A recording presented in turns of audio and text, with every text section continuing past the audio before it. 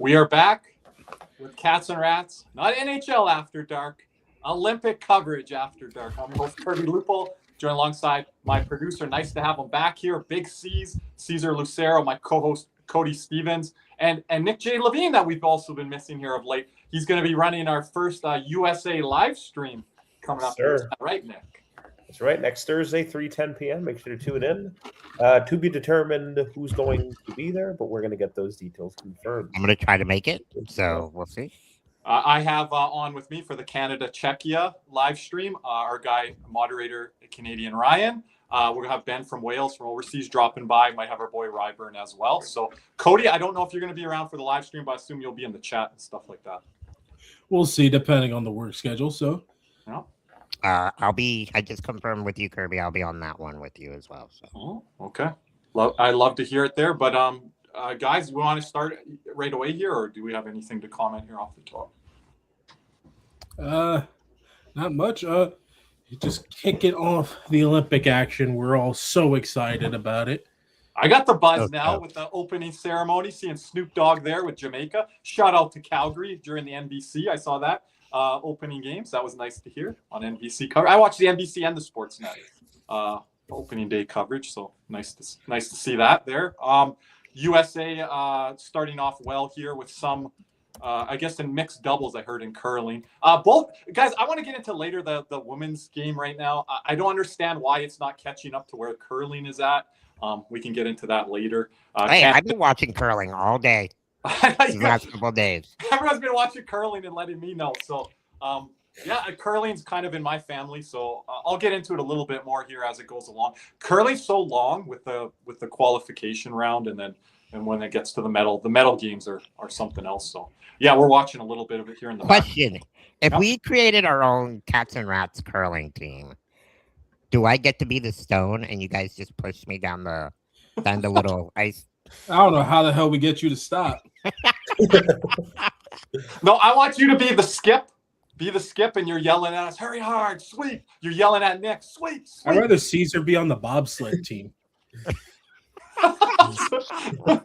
Can you be on the loose team, Caesar? Or we just throw you down. There we go. Three of us just whip you. I'm like, Nick, that was a little hard there. Sorry, coach. Just push Caesar to the damn stands. Oh man. Oh god. I love it. Now back to reality here. So let's kind of get a look of the Olympics here. Are starting here in a few days, and starting off with the participating countries, we got Group A: Canada, Switzerland, Czechia, and France. Group B: Finland, Sweden, Slovakia, and Italy. And starting off in Group C: USA, Germany, Latvia, okay, and Denmark. So, gentlemen, what do you guys think of the group so far? Well, Group A is definitely the most competitive because go ahead, Cody. There's a world of all four teams kind of making it into that top two. Group B, I think it's really just three teams, and Group C, really about two teams. I'm going to push back. I really like Group C with what Germany has with NHL talent, and Latvia. Latvia could be that sneaky team. Cody, you're saying with France. I think Denmark and France don't have much of a shot as such as Italy. You could argue three nations in all of the other group stages with, I would say, the least lean for me to Slovakia, but I don't want to underestimate them in that group where Finland is missing Alexander Barkov, and we don't kind of know what to expect from that group as they have, we're going to get into them a little bit. One or two non-NHL guys, one of them on the back end there on the blue line. Finland should still make the top two out of that group. What is that? Finland should still make the top two out they of that should. group. I don't think Slovakia can give them a scare though. And those three, like all across the board, just the bottom three teams on the Group A, B, and C line, I think they don't really have a shot. Is how I'm going to put it. I'm not going to put it at 0%, but I think the other nations have a shot at getting in as a wild card spot or whatever, which we'll go over here in a second. Nick. Yeah, I would probably say Group C is interesting. I'm really kind of intrigued to see what Germany is going to do. I agree with you on Group B. I mean, obviously the Barkov injury being a very tough blow for Team Finland back-to-back years, missing Heiskanen last year. Now they're missing Alexander Barkov this year. They've kind of, realistically takes them out of any realistic shot at competing for a medal without those guys in there, but should be really fun to see. I'm also interested to kind of see with Latvia. I think they could be a little sneaky. I wonder, you take a look at some of these guys. I was talking to a couple people off air, and like how many of these guys who don't have NHL contracts are going to show up and really make a name for themselves here. And I'm going to be looking forward to that, and we'll see where it goes. I mean, an interesting note to watch, as he says here, that McAvoy and Vilmanis play on Thursday on the live stream. First time. That's the sub storyline. And Charlie McAvoy I forgot about that. A little hack to the ankles after, a little grab with the collar. Posted something on Twitter, but it's the Olympics, not the Four Nations, different rules. They're probably not going to be able to do what everybody wants them to do. But is that going to stop the players from doing it? Kirby? Well, I was just going to add, what about Charlie crying on X and Instagram about this, putting the hit on there? And I was going to say, because didn't he do this to Ekblad a few years ago? Ekman Larson. He did OEL. OEL, okay. Which OEL is going to be there? Yeah, he's going to be there too. Charlie. But I mean, Latvia does have. I mean, their two goalies are going to be their best bet. I mean, who you rather start, Kirby? Elvis Merzligas or Artur Shilovs? That's a tough question, Cody. Maybe a slight lean to Merzlikin. Have him on a short to medium leash there. You're going to play both guys, though. I would think. Hey, listen, those are their. What's the Latvia schedule? Do they have back-to-back? Because the teams that have back-to-back, they're going to be starting their other goalie for sure. We've talked about in this tournament in the past where you've had 5 round-robin games. Little different now, so you might not run through. Everyone has back-to-backs. Everyone does. Well, that just adds the backup goalie. And I know we have a special guest later join us later, Jack, and I know he's going to get into the USA goaltending a bit with his segment. So that's going to be interesting there. Maybe they start Merzlikins in that opening game against US, right? And then they'll go from there. USA's toughest game, I'm going to say, I think, is at the end of the group stage with Germany. So that'll be interesting. What's the goaltender then? What's the lineup looking like? All that. Anyway, should we get to some of these rosters? Yeah, we get to some rosters. Before we do, we're gonna kind of get to go into the tournament format. 3-2-1. Yeah, because they're gonna ask us a lot, so we should share this throughout, guys. All right. Tournament format: the 12 teams are broken up into 3 groups, and will play a round robin within their group. After the round robin, the 12 teams will be seeded based on this criteria: higher position in the group, higher number of points, better goal differential, higher number of goals scored, and better 20. Why is better 2020 IIHF World Rankings? Why is that a thing? I don't know. That's 6 years ago. But the top 4 teams will receive a bye into the quarterfinals. The teams ranked 5 through 12 will play in a qualification playoff games with the following matchups: 5v12, 6 versus 11, 7 versus 10, 8 versus 9. Now, that's very interesting. I want to talk about that because you're going to have your group leaders, which is going to be your A, B, and C, and then I guess that best next team.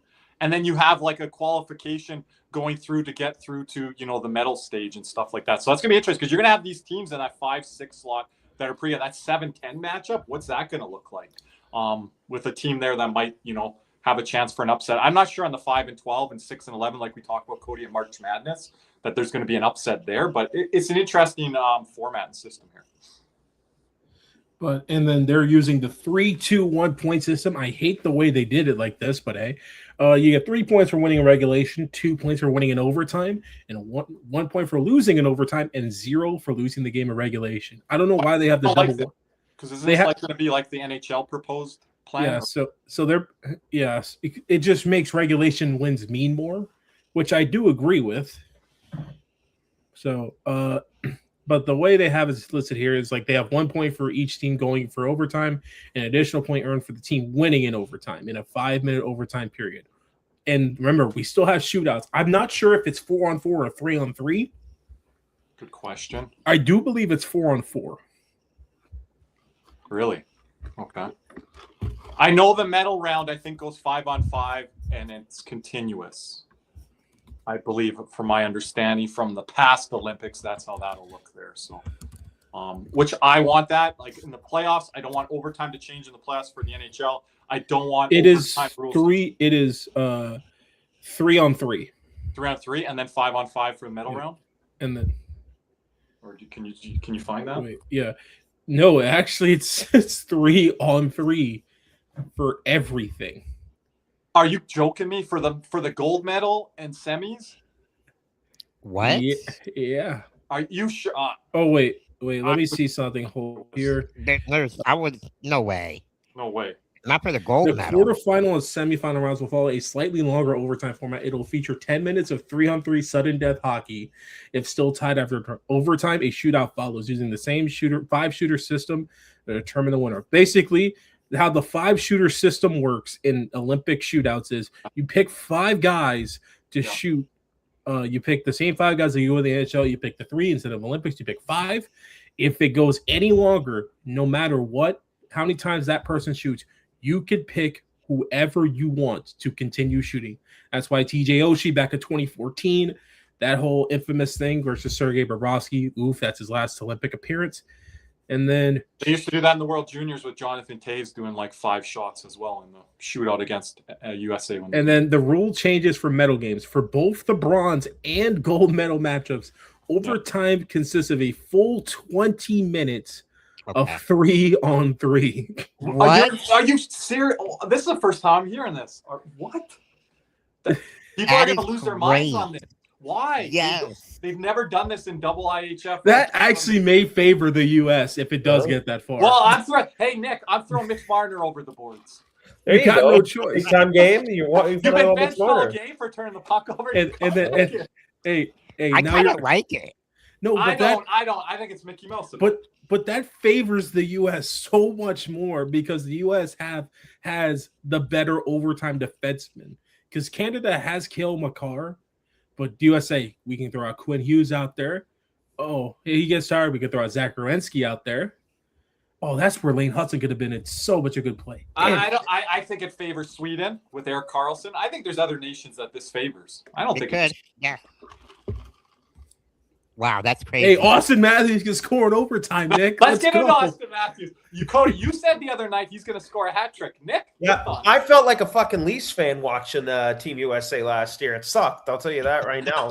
Look, at the end of the day, I just think when you take a look at Team Canada, particularly when it comes to the forward core, I know there's been conversations about them and Ned and them on the back end. There's Connor McDavid, there's Sidney Crosby, there's Nathan McKinnon. You could argue maybe like a Macklin Celebrini, whatever. There's Austin Matthews would be the 3rd, maybe 4th best forward on Team Canada.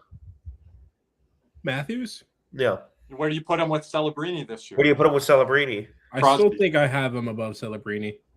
Well, point being, we got to go down the list pretty far before we get to Austin Matthews being the best player on the ice. And last year, I mean, there's a couple of different things. Number one, the health. He's been a lot better of late. He's been healthy. There's kind of been some subsided noise on that. Look, he's played very good hockey the last month. Again, last year in Four Nations, it's very disappointing. Very, very disappointing. I mean, it was Jake Gensel and Matt Boldy. JT Miller, by the way, was awful last year too. So you have Austin Matthews and Jack Hughes. Junk rocked by Parayko. You have Jack Hughes and Austin Matthews being complete no-shows, and you have Jake Gensel and Brady Tkachuk having to go up against Connor McDavid, Nathan McKinnon, Sidney Crosby, Macklin Celebrini. I mean, it's just there seems to be a different type of, I don't want to say dog mentality, but kind of dog mentality when it comes to Canada. And, I think Matthew Tkachuk's going to have to lead the group. I also am curious to see how the centers shake out. Is it going to be Jack Hughes down the middle of the ice? They started that last year. I don't think they're going to continue it this year. No, they moved into the wing. Is Austin Matthews, where exactly in the lineup does he fit? You can honestly make a case to move Jack Eichel up to the first line. There's even a case for Dylan Larkin to be there. So I'm just saying we're getting to names now that, RC for the 321, the Olympic point system. Cody said he didn't like it, and he switched right away after. He said it's fine. What? I said I like that point system. What? You said right away when you read it, I don't like it. No, I said I like it. I heard different, but okay. We'll roll the tapes back later. But anyway, we're... But go ahead. I interrupted Nick there, and with the thank you very much there, RC. Go ahead, Nick. You take a look down the lineup here for Canada, and I just think you take a look. the forward core compared to the forward core of America, it's Dylan Larkin, it's Jack Eichel, it's Jake Gensel. You're going to have those guys who were your best players at Four Nations last year, arguably. And they have to go up against the likes of the McDavids, the Crosbys, the McKinnons. I don't know. I think that you're really going to need a guy like Austin Matthews and Jack Hughes to really step up and be the number one overall pick, the superstar, the USA superstar they were, and they just haven't.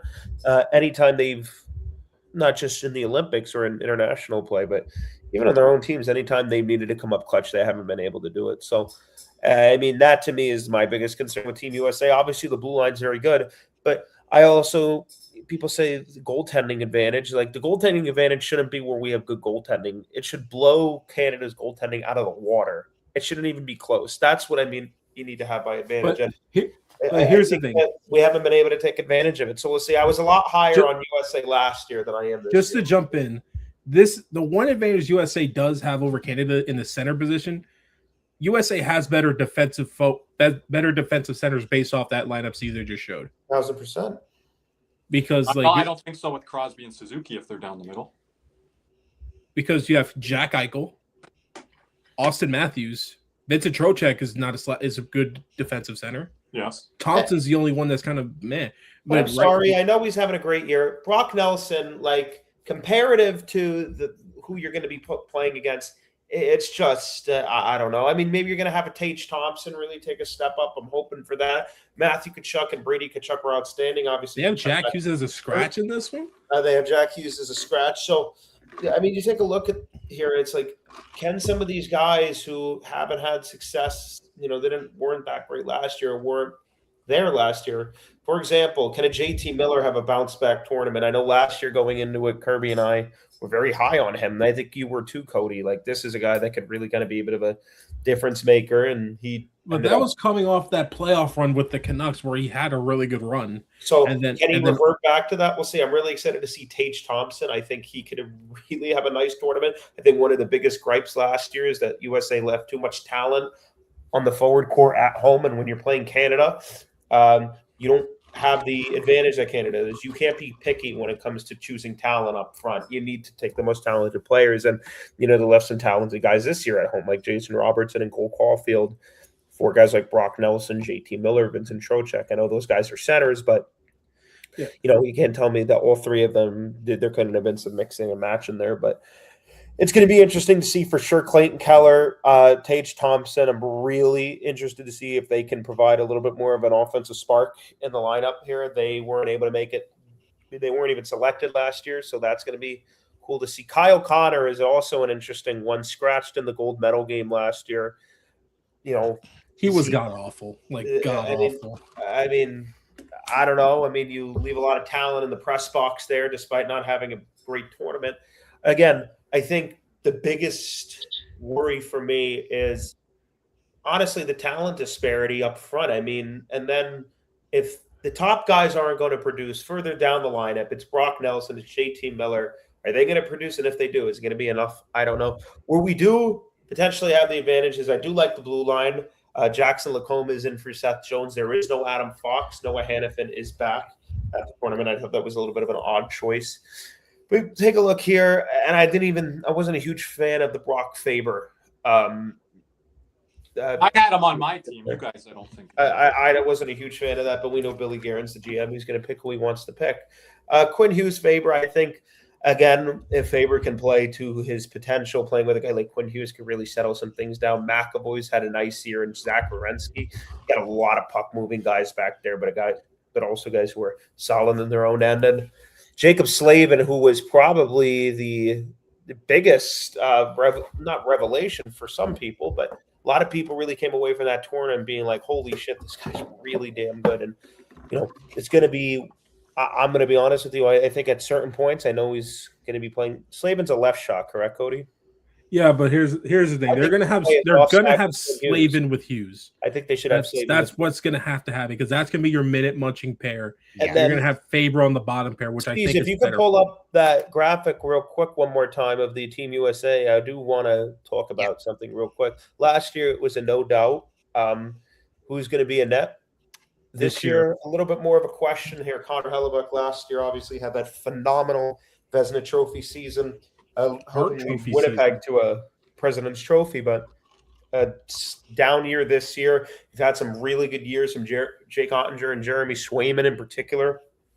I personally would start Swayman, wouldn't you guys? Does that they're going to start? Jack's going to come in later with this. Does that?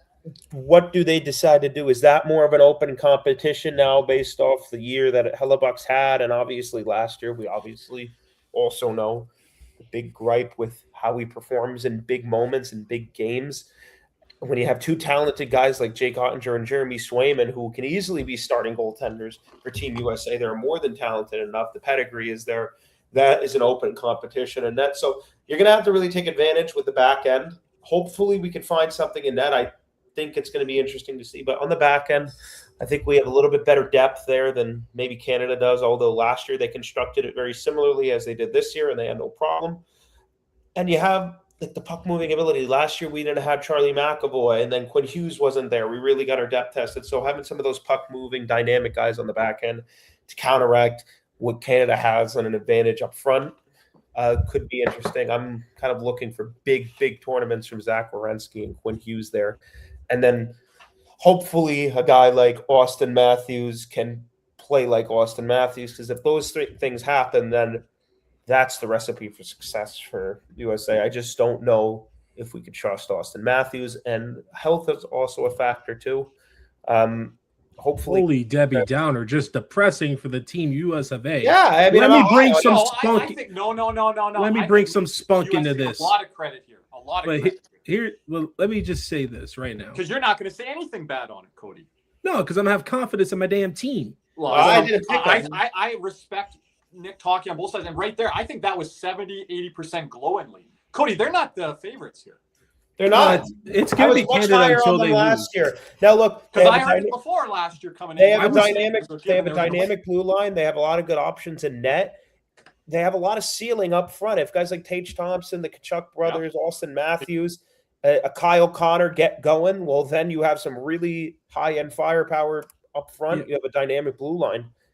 I'm those guys up front. They didn't perform last year. I'm higher than Connor and Austin Matthews. Are they? I'm higher on them this year because I wasn't high as. Tell us why you think Austin Matthews you're high on this year. What has he proven? I'm high on the team, Kirby. I'm high on the team, Kirby, because what did I say last year was going to be the biggest vice for Team USA? You just said you're high on the team because you're the best down the middle of the ice. No, I'm high on the team because now they have best on best experience. Now they have that experience because remember, all these guys were drafted after there was no best on best. So this was the first time in their pro careers that they played best on best. USA was picked last year to beat Canada more than they are this year. They have more experience this year. I do. That's why I have more confidence. They understand because you don't think that loss is sticking in their craw from last year. They know it. And if Matthew Tkachuk was fully healthy, I think it's a different game. Did you guys hear what Dan Empty Netter said and other people said? When McDavid's hungry and pissed off, you don't want to be playing that. You don't think we're pissed off? What? Our guys are pissed off because there hasn't been best on best in 12 years, Cody. McKinnon and McDavid haven't even got to play best on best. But you guys already have. You don't think ours guys are pissed off? No, I don't think to the level. I don't think to the level of Canada. And it's Crosby's last. I don't know. I'm kind of agreeing with Cody here. I think they're watching Team Canada win last year in Four Nations really lit a fire under their asses, and I think they're going to come out strong. Like Canada had Crosby, Marchand, they had guys that understood it. The USA had no one that understood that, and that was my biggest vice with them last year, and that's why I felt like if they were going to lose, it would be based off experience. But Cody, you're not saying USA, and Caesar, you can jump in here too. USA gold medal or bust. That's Canada gold medal or bust. I don't think it is gold medal or bust because It's just, I think it's silver or up or bust. I think here's the thing. Well, first of all, the talent is there. It's a matter of if certain things come together for USA, that's where I think that's the key to success. That's where we're able to win. It's the Kyle Connors, the Tage Thompsons, the Austin Matthews. You need the talent up front to play like it. You need them to match Canada. And I'm going to be honest with you. They did do good in Four Nations, though. What? They did well in Four Nations. Yes, but there's a couple of guys like Kyle Connor. But I mean, I'm not going to sit here and tell you that I'm not concerned about maybe an emergence of Macklin Celebrini in a tournament like this. I think, like you said, there's Connor McDavid, Nathan McKinnon, Sidney Crosby, I Well, think I was there's a told lot last of year depth Canada up they front. out, and then But everyone's one like, thing I'll say about Canada, and it didn't bite. I like Canada's goaltending a lot more this year. I'll say I like the Logan Thompsons. I like that kind of with Binnington. I think there's a little bit safer options there. Darcy Kemper, is he good to go for this tournament? I think he is, but for Canada, I think it's Binnington or bust. It has to be Binnington. I think there's a little bit more of a safe floor there. I think there's a bit more of a safe floor there than one was last year. You had Aiden Hill and Binnington behind, Aiden Hill and Montembeault behind Binnington. I think a Logan Thompson, Darcy Kemper actually provide a bit of a safer floor for Canada. But the back end is the problem. I think there were times last year, and we could talk a little bit more about this, where the blue line really did look suspect, and Colton Parayko and Travis Sanheim and Thomas Harley really did emerge for them. Well, our Canada, not going to be as big an issue here. I maintain the position that they should have took one of Parayko or Sanheim, not both. And then are they taking both of them this year or no? Are they both of them going? They have both of them going. Yeah, but the thing is with why, because Hellebuck had the playoff vices last year, and it was very understandable. Logan Thompson has the exact same thing, because in the Carolina series he was god awful. So it's the same vices, but I just think Binnington is that big time goalie. I think he's the big game goalie for Canada. If Canada's winning gold, it's with Binnington and net. I don't think it's with Tom. I don't think they can win it with Thompson and net.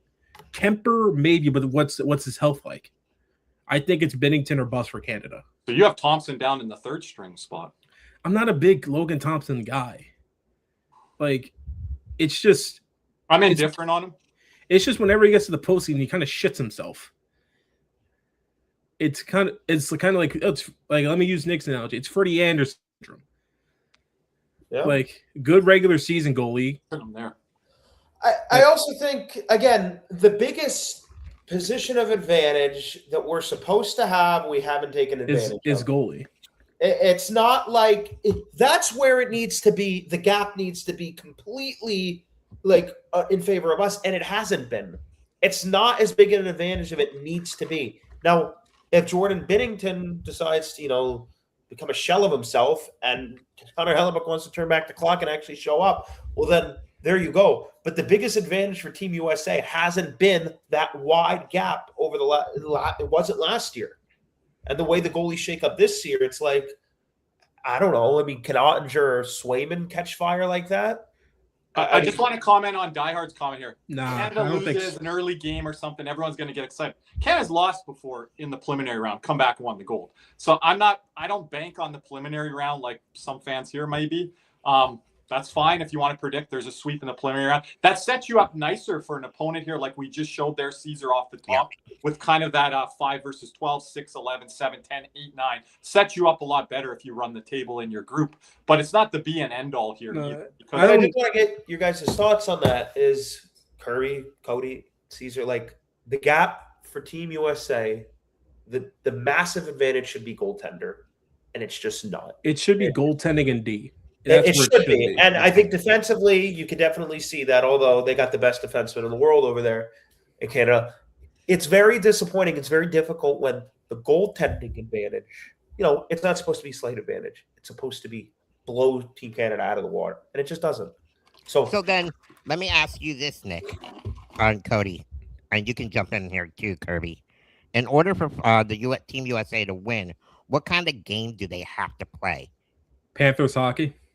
I mean, can they do that with the way the rink is set up? With the wide open, the rink is a lot wider than I'm worried about guys like Austin Matthews, Jack Hughes, and Kyle Connor. They need to show up. These are talented players that can score goals and that can show up in big moments that can match Canada's talent when they're playing to the best of their ability. But are they going to do it? I can't bank on that.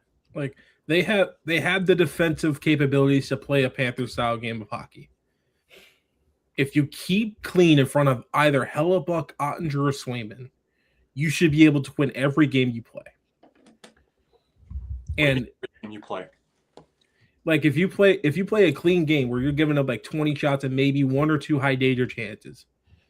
You're counting every team, including the medal round, or just. And here's the other thing. Ready? I mean anything. I can think it could be if they play. Ron Cooper was nowhere near the best coach. You could argue outside of that Sweden coach, he was the third best coach in that tournament last year. Hey, it's forced out of his hand now. Point's not, and I like Point, but he hasn't had the best year. But I love Point, and Cirelli's not going to be there, so maybe it's forced out of his hand. And here's the thing: Mike Sullivan did a heck of a job last year, and it still wasn't enough.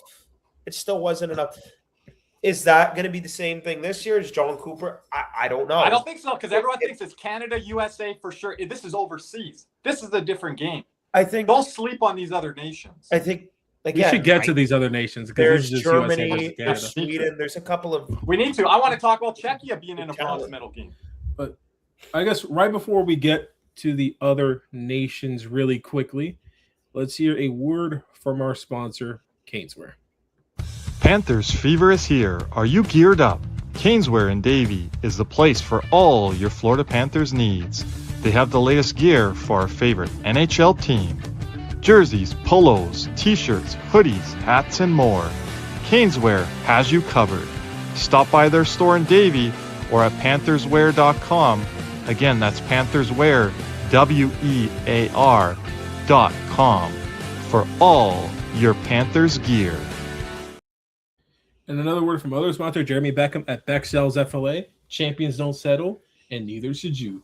Let me introduce Jeremy Beckham at Beck Sells FLA, bringing a competitive edge to South Florida luxury real estate.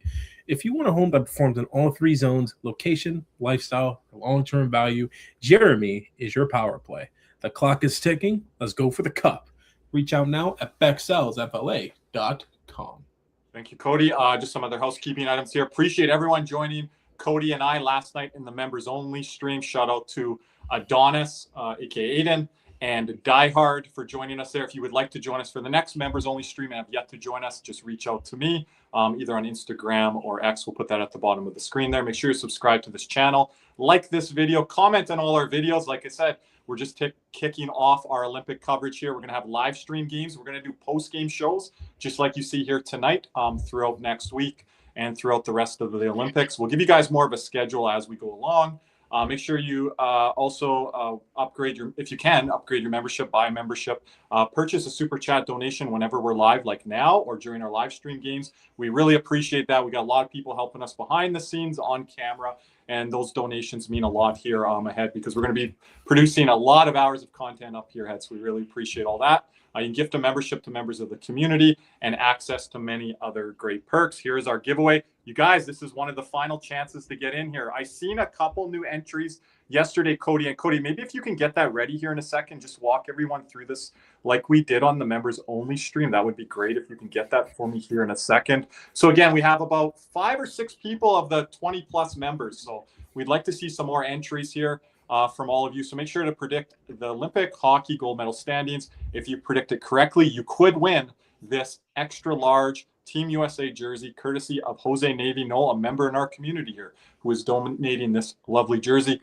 Post your predictions there. And as well, Cody, Nick, Caesar, and I, we're going to share our predictions a little bit later. If one of us wins, we will donate it to a member in the community. So we will post our predictions here in a little bit.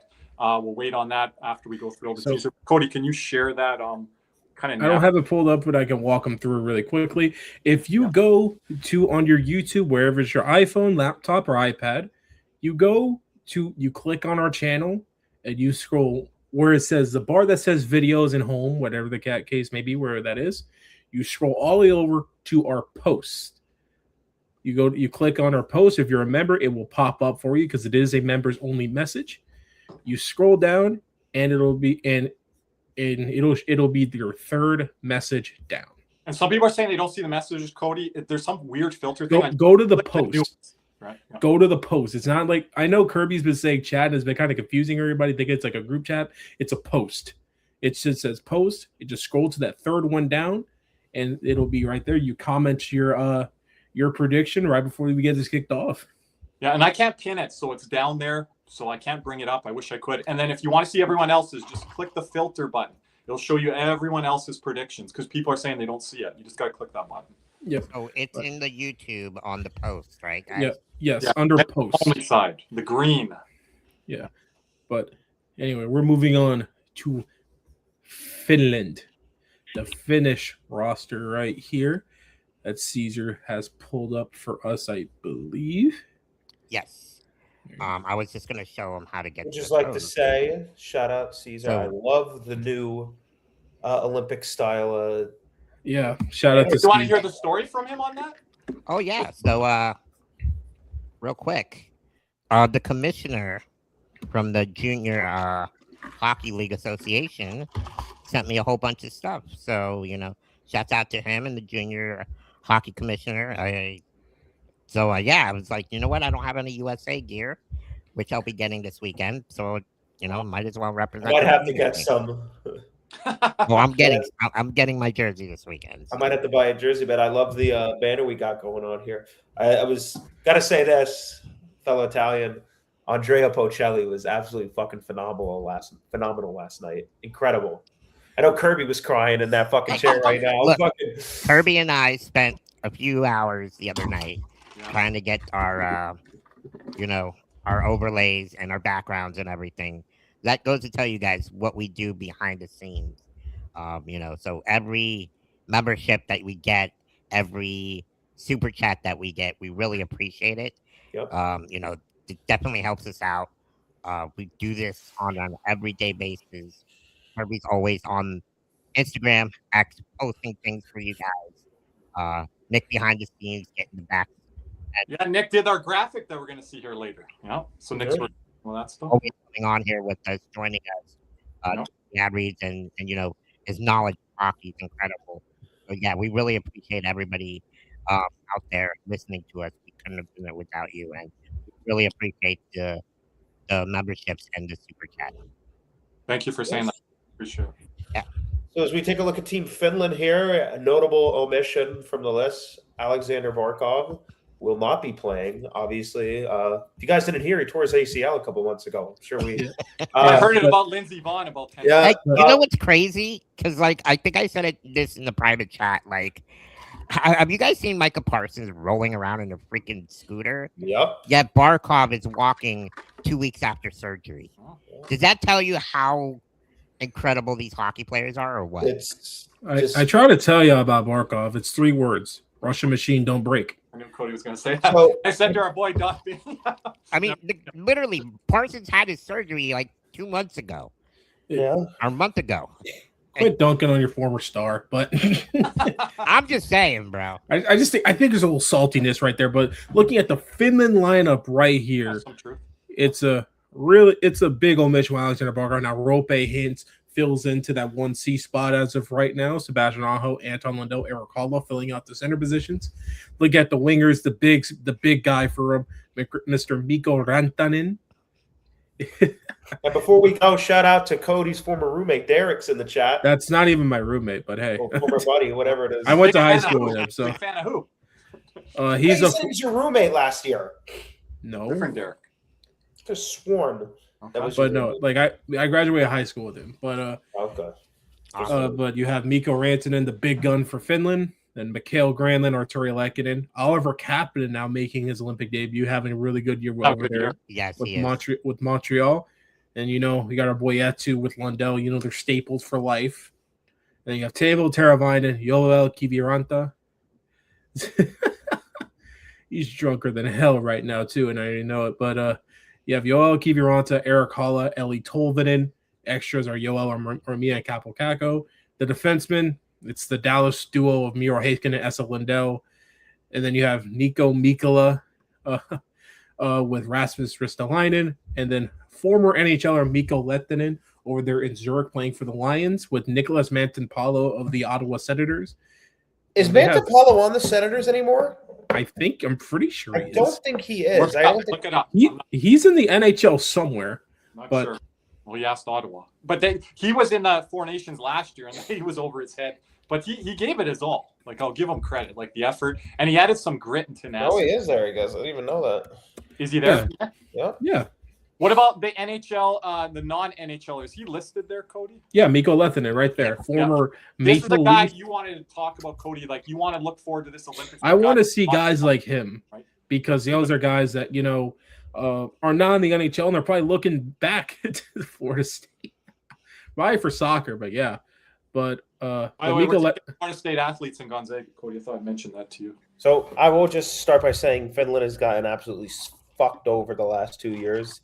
Miro Heiskanen, their number one defenseman, was out, and now their number one center is out. So an unfortunate series of events for them. But I was talking to a couple of people. I think the goal for Finland here is you want to win that game against Sweden, see what you can do.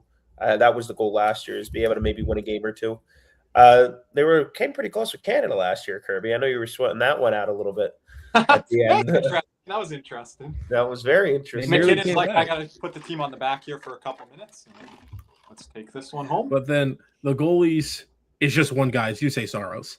And you have Eunice Corpusala, Kevin Lankinen backing him up. But I said Cody last year, Saros needed to be MVP level, and he wasn't that, unfortunately. He wasn't even close. He was not good. And Lankinen was really bad. I think it was in that Sweden game. Lankinen got the start. He couldn't even make a save. So they didn't get enough goaltending. I can't believe they can just produce the same type of player.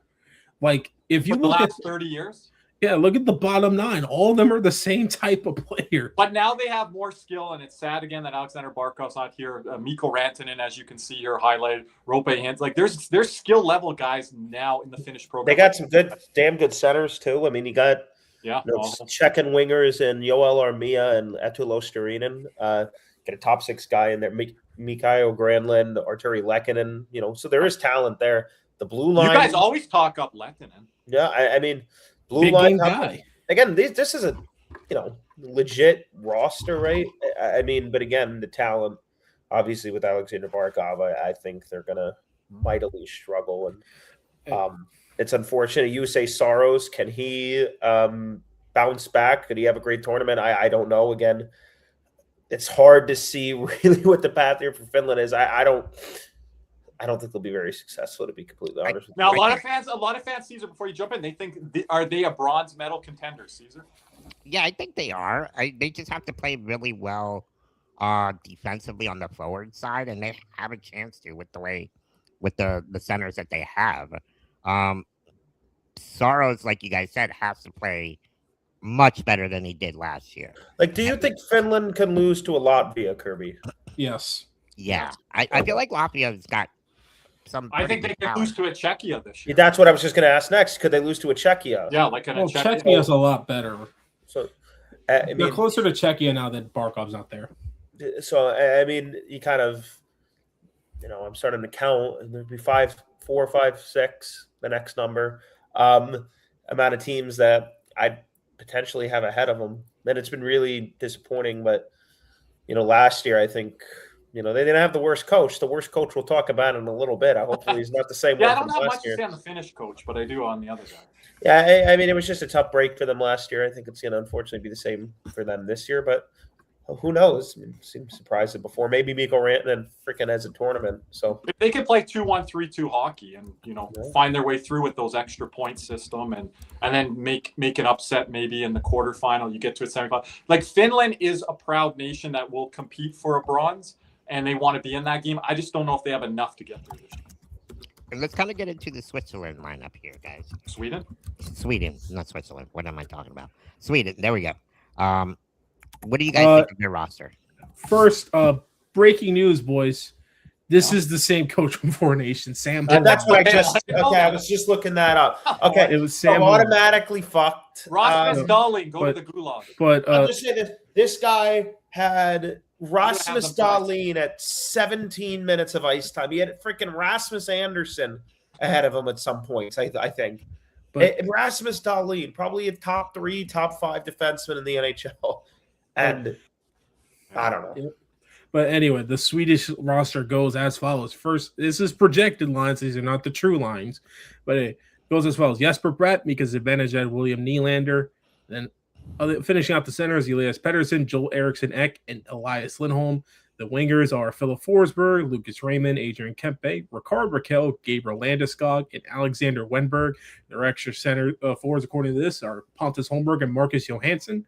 D, Victor Hedman, Rasmus Dahlin, Gustav Forsling, Erik Karlsson, OEL, Oliver Ekman-Larsson, Rasmus Andersson. Their extras, according to this, are Philip Broberg and Hampus Lindholm. Goalies are Philip Gustafson, Jacob Markstrom, and Jesper Wallstedt. I just want to jump in here, Cody. I think on paper, one of the deepest nations at wing and defense combined. Yep. I think, but you win games sometimes. They're also 3 goalies deep too. What's that? And they're 3 goalies deep too. I feel like the goalie. And you take a look down the middle. I mean, look, it's not on paper. There's been those individuals have struggled over the last couple of years, but the talent is there. Similar to the ceiling, like if you have a Zibanejad who's had a bounce back year overseas, that could change some things because Zibanejad. I mean, Elias Pettersson, a very talented guy. You have the worst guy for nations. Elias Lindholm. I mean, with the talent they got on the back end and on the wings, like Nylander, Bratt, Raymond, Forsberg. I mean, down the middle of the ice, they're not slouches at all. Like if you like America's wingers, look at Sweden's wingers. I think William Nylander, he's my dark horse MVP for this tournament. He loves international play. He loves the 3 crowns on his chest. And I think this tournament benefits them a little bit more than it did last year. Wait, they have Forsberg with Erik Karlsson on this? Oh, good. I know have last mercy. year, and then they have Kirby's guy as an extra, Pontus Holmberg. I know last year, Kirby, we talked about, is Sweden a little bit too soft? That's not going to be as big a factor this year. You sure they have the same coach? They do have the coach. Why are you saying not as soft? What are you the different tournament, obviously. The style. You don't think the softness will be as big of a factor as it would be at 4 Nations? Big a factor here. Now, the coach, if the coach maybe took some classes on maybe watch some NHL games over the last years, he'll be able to. Hey, Peter DeBoer, I know you were not a head coach this year. Can you give me some notes? So I mean, but I'll say that there is an absolute possibility they could get. I think they're a contender for a medal. They could be the surprising team in this whole thing. Well, could they get a silver medal? I wouldn't be shocked if they did. Look, hot take. I don't think this is hot take. There is a world they do win gold. There is a world. Yeah, absolutely. It's that overseas factor for me is a big one. Because winger wise, there are top 9 wingers. Whew. Now this is an important team to qualify as high as you can. Get that 7-8 opponent, then get to the semifinal. Make a tough matchup there, maybe against the USA, which is They need the 1 seed more than anything to kind of get that bottom feeder out of that round robin match. And again, you go back, look at the first game of the 4 Nations last year. They were very close to beating Canada. I mean, they had a couple of chances in that overtime with Mika Zibanejad, Elias Pettersson. I think Elias Lindholm in front. They had some 2 or 3. That was a great opening tournament game. Really good chances in overtime where if they're able to bury one of them, Canada's not in the gold medal game. But guess what happened from Sweden there? They went downhill after that first. Correct. And you lose to Finland, and then everything kind of falls apart, right? So and your boy has a pretty good.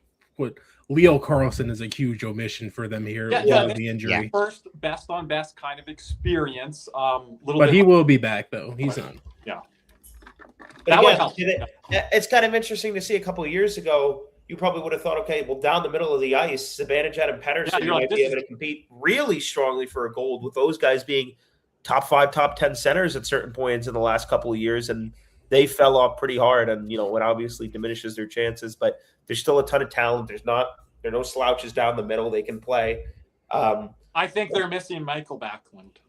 And of course you would say that. They are. You know what? I'm going to be honest with you. Over a Pontus Holmberg, I think that probably would have made a lot of sense. They probably want more energy out of the press box or whatever. And that's a letter on New Jersey. Backlund has not been good.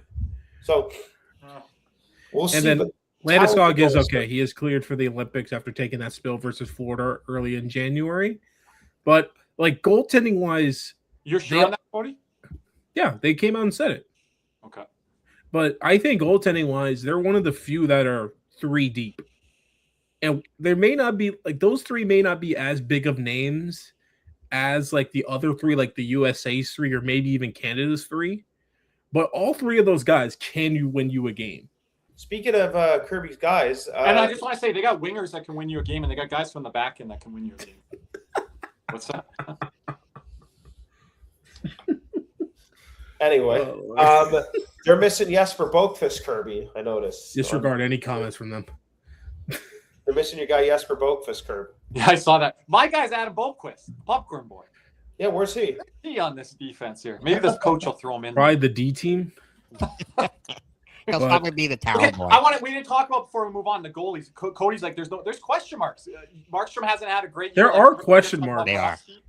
Philip Gustafson, 1 year on, 1 year off. I don't know how he is in the bright lights here. You got a young Wallstat. And who's the guy they left off here, Cody? Olmark. Allmark has been left off. A dumbass photo. But anyway, but who's the next country? No, but does anyone have anything to say? I can see I'm going to be honest with you. Jesper Wallstedt. Keep that name in your mind, Panther fans. Jesper Wallstedt, damn good goalie. I mean, this we're guy. going to Latvia. We're going out. Nick's hitting us off with this coverage here. All right, let me try and My see guy, Ubis Belinskis. No, we don't need to go through the whole lineup. Let's give it a shot here. I mean, normal NHL names. You have Rodrigo Abols, Teddy Bluger, Rudolph Balcers, former Panther. Rudy Balcers. There's Rudy Balcers. Sandis Vilmanis down at the bottom. He deserves that freaking logo right next to his name. There we go. And then we have Uvis Belinskis, and then the two goalies, Elvis Merzlikas and Artur Shilovs. In the comments. Because he's drunker than hell. There, everyone. Our indoor voices. Now everybody's doing it. Everyone's doing it. But then you have but Latvia, they indoor voices, please, because I'm going to be up really bright and early for the Canada game. So please, I bet you are. all caps. but for Latvia, they have been an emerging country the last couple of years. Now, this is the type of team where you could see some NHLers may get a potential out of this, because a lot of guys calling. You've been digging that deep into the Latvian roster, Cody? not really, but Okay. they can make some noise. I don't think they're going to win much. They may win a maybe they can get to the quarterfinals. I think that's probably a big goal for them. But pull off an upset in kind of that quality. Yeah, somewhere. Do what they did. Do what the Latvians always do to Canada in the World Juniors. How much minutes is Belinkas going to play? 32. All of them. Damn right, baby. Let's go. I can't tell you these guys. Score against. You know what would be incredible? I know puck, but I don't know much about 80% of these guys. Oh, shout out! Shout out my team noise. Team noise. Shout out my boy Zach with the one. What did I say? Momo. Dumbass photo. Momo. Sounds Swedish. Like, it's not Swedish, I can tell you. Dumbass photo, bro. I can't get past Look at these caps going on here. We're losing more control here than a Leafs game. And I don't want everyone. Where's our moderator? Where's our moderator? Thank you, Caesar. Where's Ryan? Well, if they're tipping us. Cody, that's not going to the Coke Zero Fund. Okay, we're moving on from Latvia. But now we go on to Czechia with NHLers Radek Faksa, Tomáš Hrdal, David Kemp. Where the fuck is Latvia anyway? Okay. Marty Natchez, Andrei Palat, David Pastrnak, Pavel Zacha, who I think is no longer going now because he just got hurt. So who's not going? Pavel Zacha. Oh, okay. And then you have Radko Gudas, former Panther, Filip Hronek, and then the three goalies. I think this is another three former NHL players here: Jan Ruda, Michael Kempny, Radim Simic, David Spacek, Ondrej Kase, Dominic Kubalik. Oh, Kase, he was a former NHLer. I think Tomasek, isn't he the one that just left? No, that's Philip Tomasek. Oh damn! Didn't Ondrej Kase have a lot of concussion problems? Yes. I always got him and Jesper Foss mixed up, but Kase best known for his time with the Ducks.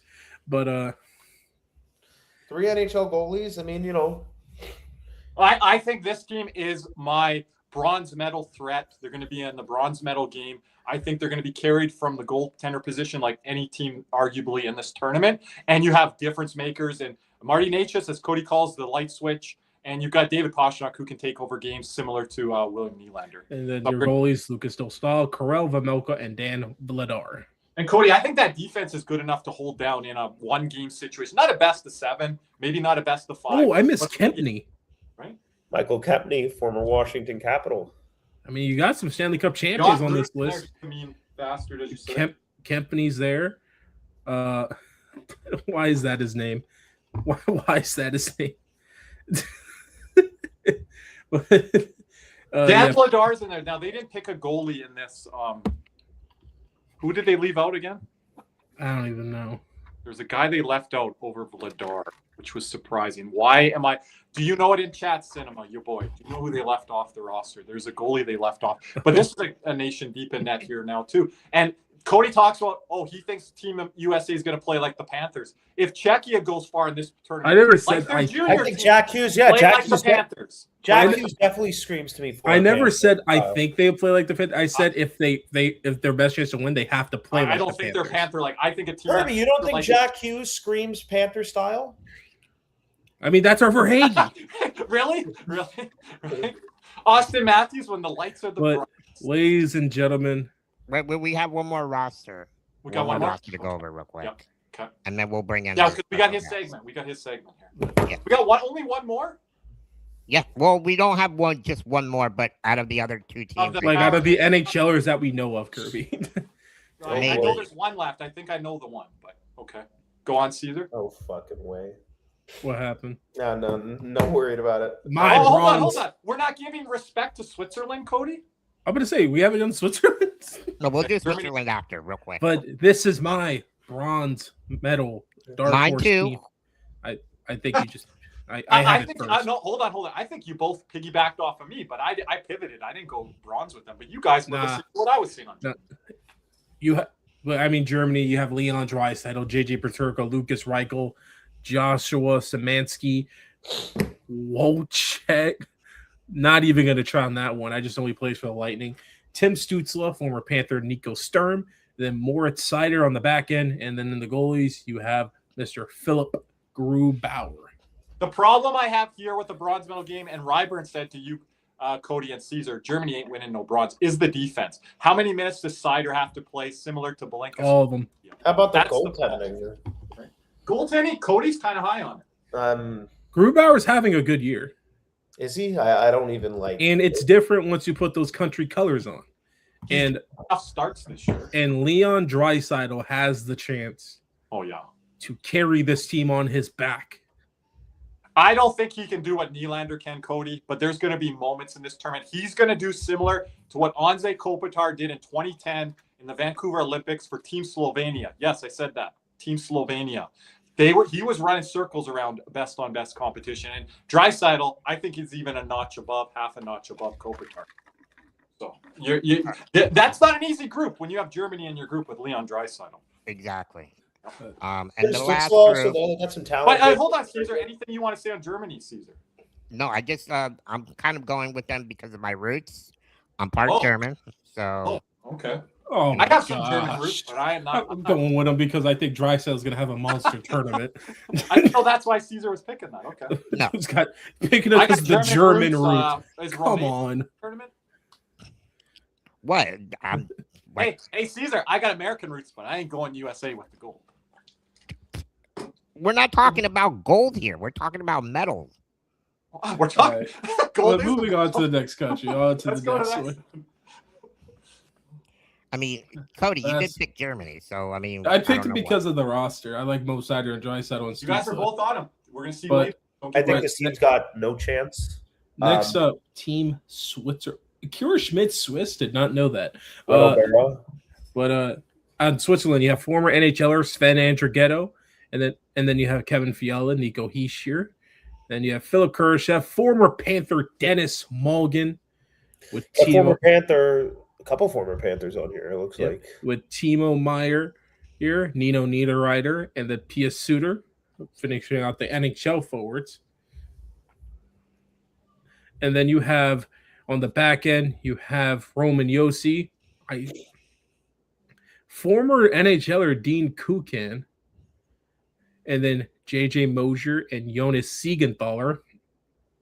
And then you have former Panther legend goalie Rito Berra with Akira Schmid. And I don't care who that other guy is because guess what? It don't matter. But that's the Swiss team, and I think this is another dark horse just like any other squad. You really are high on this Group A Canada. Is this because you want to see Canada fall, Cody? Or you really? No, I think they have some like Hischier, Fiala, Meyer, Niederreiter, like those, and then Josi, and with the way Moser's played this year, that's some talent. I know it's we talk about it's going to be officiated different, Cody, but is this a team that kind of gets pushed out here? It could be like that. Like it's a low floor and kind of lower ceiling. What does this mean, Matthew? Hold on. Talk soon. Are you taking a break during the Olympics, or are you going to be joining us? I thought he's joining us, Nick. I'd like to think. That's a long pause there. But anyway, that pretty much goes. We haven't gone through Italy, and we're not going to go through Italy. Question: isn't Matt Zuccarello supposed to be Team Switzerland? He's Norwegian. Oh, okay. I kind of fucking sworn I've been back and forth with that guy for like. No, Zuccarello is Norwegian. Is he? Well, okay. I thought he was Swiss. First, I thought he was Italian. Then he was Swiss. I don't know. Yeah, Norway, buddy. Norway. Guys, we need an entrance made for our guests coming up here, like we do with Jim Behringer. I think we do. We got to get some videos out here. Maybe his own music. Maybe we could get some footage of him. You know, how about this? Performing in a concert and stuff. How about this? Do this with me now. Like, all I got to do is say his name and he appears. Everybody clap twice for me real quick. Oh, sorry. Oh, my God. Right here, baby. Say his name. Oh, I thought it was red for Canada. No. Wait, you got to show that shirt again. Here we go. Dude, come on. I believe in Joe Hendry. Are you running this fan club? Dude, this guy. So I know all of us are wrestling fans. This guy man, he brought me back to wrestling. I like authentic, like the guy that's just like so over because he won the crowd over, and it's not just like forced, like Triple H nonsense. I love Joe Hendry so much, man, because he's self-made. He's just he's like one of us. He's like blue collar wrestler who just made it. You know what I mean? And from Edinburgh, Scotland. You know, he's just the king, man. I love him. Team great. Cody, I never asked your opinion on Joe Hendry. What do you think of Joe Hendry? He's all right. He's not one of my favorites, but I understand why he's over. That's why I don't like you so much. No, I'm just kidding. He's got dude, I love the dude. He's just, I don't know what it is about him. He's just like intoxicating. I don't know why. It's like he shows up and he's just so funny and surly, and then he's also like getting better at wrestling. He's rad. And then he writes diss tracks, like he writes diss tracks from like 90s alt rock songs. You know, I don't know what's not to love about the guy. Speaking of music, we had your music appear. How are you guys doing? Give a plug for yourself here instead of my overture about Joe Hendry. My bad. By the way, thanks Jack for the music here. Hopefully we won't get any copyrighted on our stream anymore. I can't hear C's. Can anybody hear you? Yeah, we got C's. Oh, drop down and come back. Oh no, I can hear everybody. Oh no, now you can hear him? Yeah. All right. Okay. Can you hear me? I still can't hear C's. No. You guys can't hear me? Drop down and come back. Yeah, I will. We're having a spaces issue. All right. Cody. All right. But you guys can hear me, right? As we're waiting for Jack, we did forget one country, but I got it pulled up right here. We got Team Slovakia.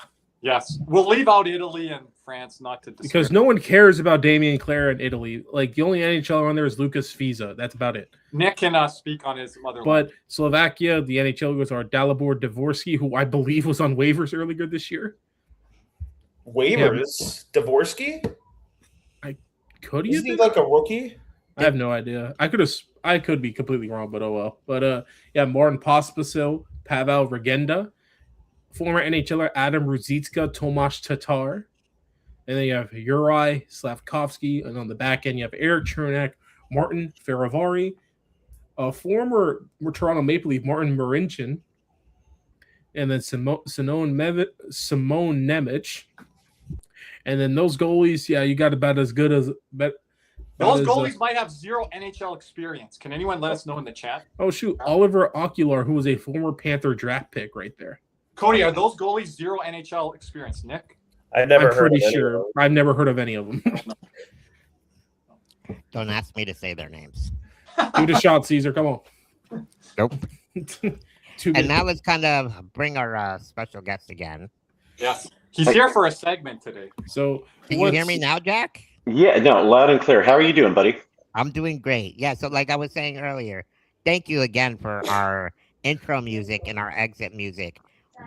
All So the time. awesome. Hey. Yeah, on our members only. It's going to be part of our post-game show too, Caesar, when our boy moderator Ryan puts it together for us. Anything I can do to support the community, obviously. Nick, I'm glad to see you're in one piece. Yeah, well, it's been a Peace, great week. show. Been a week. Oh gosh, I don't know anything about Joe Hendry, by the way. I do apologize, but well, hey, I'm right there with Nick. I'm sorry. No, Nick, No, see, it- all I got, you know old school stuff. hey, Nick, see, just clap 2 times for me. Clap. there he is. There Say he his is. name. Say his name, and he Right. appears. But I don't think we can run that on copyright. we have Mr. Jack Powell here for a special segment that he's prepared for us. Jack's Olympic X Factors. Okay, so I did a little bit of a deep dive. So I'm only going to talk about the teams I feel have a chance to medal. So these are my teams that I think have a chance to medal. Obviously, well, And Canada. players from those teams. So you're saying Players- like medal period, right? Medal You're period, not like putting them in, the- like, gold, Gotcha.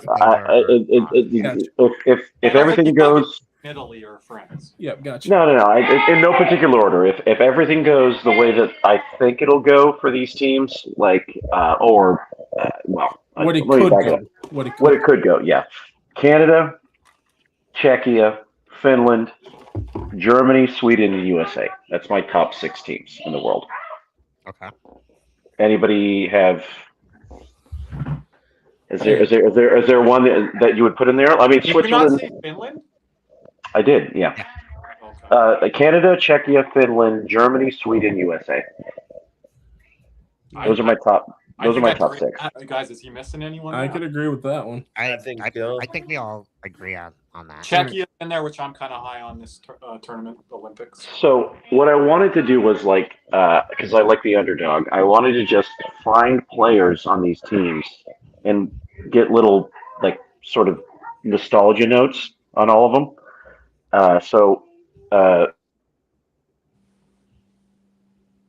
Jack froze. is this like Is this free stack? is this part of what wait. happens?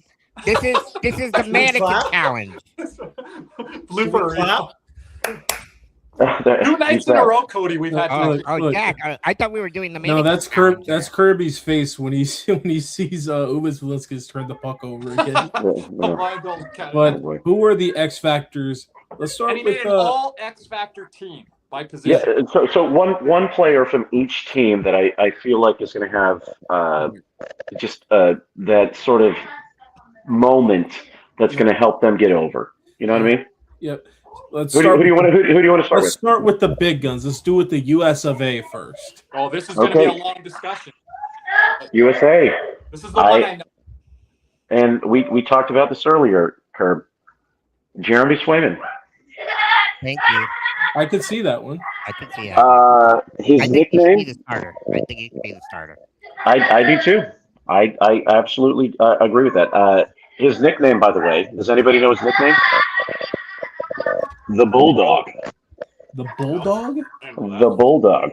If you didn't know that. And by the way, does anyone know in what state in the United States he was born in? Alaska. Knew that one. Oh, there we go. Okay. Yeah.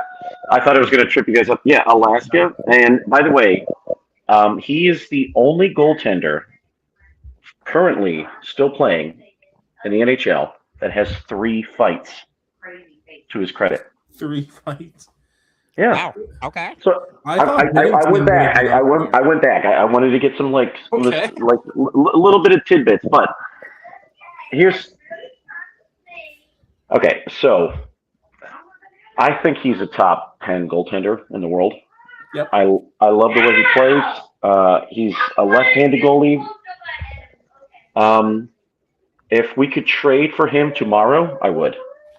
If he could be a Florida Panther tomorrow, he would be a perfect Florida Panther, in my opinion. I don't think Boston's getting rid of him though. No, well, they were a little pissed about the contract that they had to sign up to. But if you told, so I Nick, I see the little smirk and laugh. No, there's music going on in the background here, and it's absolutely fucking incredible. It's like a DJ next door. Oh, okay. All right. No, but what next year, if it was Bob and Swayman, and Bob's the backup and Swayman's the starter for the Panthers, what do you I thought? wish that could be the case, but Right? You're paying a lot of money in that. Hey, you know how you get the assets to trade for a goalie? This year. You tank and you use that number one. You fucking tank, and you get a top 10 pick. But Swayman, I do agree. I'm not going if I'm giving up. But who is? You see that big old flag behind Kirby's head? Who is the X factor for Canada? No, hold on. The Swayman thing. I want Jack to elaborate on that. Jack, what do you think is going to happen this tournament with Swayman? I honestly I think it's going to happen like what happened years ago with Canada. It's Luongo overtaking what's his name? Oh God, Brodeur. I think it's going to be one of those where it's just going to be one of those games where Hellebuck is just going to get shelled. Is Hellebuck going to get the start for the first game? I think he should. I think so. Yeah, I definitely agree with that. Yeah, each goalie gets a start. Okay. However, I kind of feel like Swayman is like a big, similar to Binnington in the Four Nations. Like he's that guy where he can just, for whatever reason, the lights are the brightest, he can step up. And I believe in Swayman. I think he's just a stud. He can stand on his head when he needs to. He's ornery. He's one of those guys that's not going to let any type of bullshit sort of sway his game at all. And I really feel like he is going to see time for the United States, but like when it matters the most on the ice. That's my opinion. But watch him not start a game just because I spoke it into existence. Cody, you've talked about it being Ottinger pretty much. Yeah, but Swayman having a really good start to this year kind of presses things a bit more now because between the eras, I think is probably the biggest advantage he has because Hellebuck, I think, can get a bit rattled. I do think Ottinger can get rattled as well. Swayman, I just don't see it. I see a little bit stone cold in him. Yeah. And kind of just a third goalie right now. He probably is the third goalie, but I think each goalie gets a start in the all three in the preliminaries. That's a wild take. That doesn't usually happen. It's these guys that we have three top 10 goalies right now. I don't see three goalies starting. It's these guys that roll into these tournaments though, and it's just unless like Go ahead, whoever the coach is just goes with the guy who's like he knows like this guy's the baddest. When you want a goalie in a groove and rhythm, if you're playing three guys, see how you're finding a rhythm. I'm telling you, just have like at some point, medal round or something, Swayman's getting in the net. I have a hunch that he's going to play in the biggest games for the United States. Like I have a feeling because he oozes big time goaltender for me. And any time that anything that matters for Hellebuck, he peters. Yeah, but so it's big time games, Cody. If Hellebuck's in struggles, early, USA is going to have to recover. Yeah, but then what you have also what Ottinger said last year, like winning a cup is number one priority, but number two was to be the number one goalie for Team USA going to these Olympics now. That was on Hockey Night in Canada, I believe, or TNT during the. I'm not going to count last year. Yeah, coming in last year. No, playoffs last year. He said that after Four Nations. And not for nothing, I don't really know if this means anything. You're the goalie guy, Herb. He's a lefty. Does that mean something? Yes. Lefty catcher. Yeah. Or righty catcher. Righty catcher. No, he's lefty. Oh, lefty. Okay, that's normal. Okay, I'm a righty in baseball, but I catch left. That's standard. Okay, so it means absolutely nothing. No, handedness in goalie really doesn't mean too much. How many is there, Cody, with right-handed catchers? I don't know. Right now in the league. Well, sorry to interrupt, guys, but I got to get going. Yes. I have to get to work. I start in 10 minutes. So. All right, have a good one, Big C's. It was a pleasure, guys. You guys have my predictions. Yes, we will share them later. anything you want to say on this? Nope. Go Team USA. Kirby, blow it out your ass. Damn right, Kurt. Blow it out your fucking ass, pal. Okay, and he wants to come on the stream with me on the Canada check. Okay, we'll remember that. How about you have Chris Scott on? Why don't you have Chris Scott on for Canada? If you're he's not American and he's on. No. It's superstition, isn't it? I'm sending him your way. No, I'm going to send them your way. All right. Send me all the international. I'm going to blow it out your ass, Curb. All right. We're gonna fly Chris Scott to Canada, and he's going to do the stream. You know what? We should fly Chris Scott to Milan to be there in a Team Canada jersey. That would be or what's his name? Douglas from the Tampa Bay Lightning. Maybe he needs to go. Maybe we need to get him a Lightning jersey. But anyway, appreciate it as always, Big C's. Thank you guys. Once again, subscribe to Big C's YouTube channel. I'm not sure. I haven't seen. He's probably close to 1,000 subscribers, if not already there. Only 60 away. 60 away, guys. Go throw those subscribe buttons at Big C's. All right, C's. Have a good day at work. Thank you, guys. Enjoy and go Team USA. Let's go. All right, where are we going next? Where are we going next? So next up, who is the X Factor for the Maple Leaf of Canada? So the last guy to join the team, Seth Jarvis. Sethy J. Nick, you didn't want him, I think, on the Canada roster.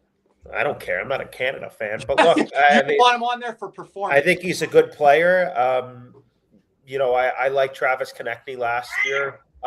He did not have a great tournament. Seth Jarvis probably was definitely kind of bumped himself the way up. I do think it was an interesting choice there for Braden Point. It's not a center. I know they had those two centers with Point and Cirelli.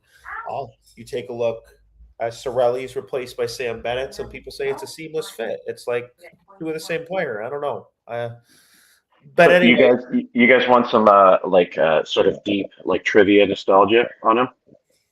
On who? On Seth Jarvis. Why not? Do you know how he was acquired by the Carolina Hurricanes? He was drafted by them. Yeah. But how did they acquire the pick to get him? Oh, Nick's good at this sometimes. How did they acquire the pick to get Seth Jarvis? That's something. Does it have something tied into the Leafs? The Leafs traded away Patrick Marleau. Yes, sir. And they attached the first-round pick, and that first-round pick was Seth Jarvis. I got Nick there, and he took me home. There you go. Okay, and his first goal that he scored in the league was against a future Hall of Famer. Who was his first goal against? I'll go Mark Andre. Jeez, I hate you guys so much. My God. Who? I can't. It's Marc Andre Fleury. Wait, what happened? Cody needs to get one. Wait, what's up? We've been getting trivia here, Cody. Oh, damn. I picked my X factors for teams, and I was like, hey, let me just pull some nostalgia. What was the first trivia question you had for him? So, how did Carolina acquire the pick to draft him?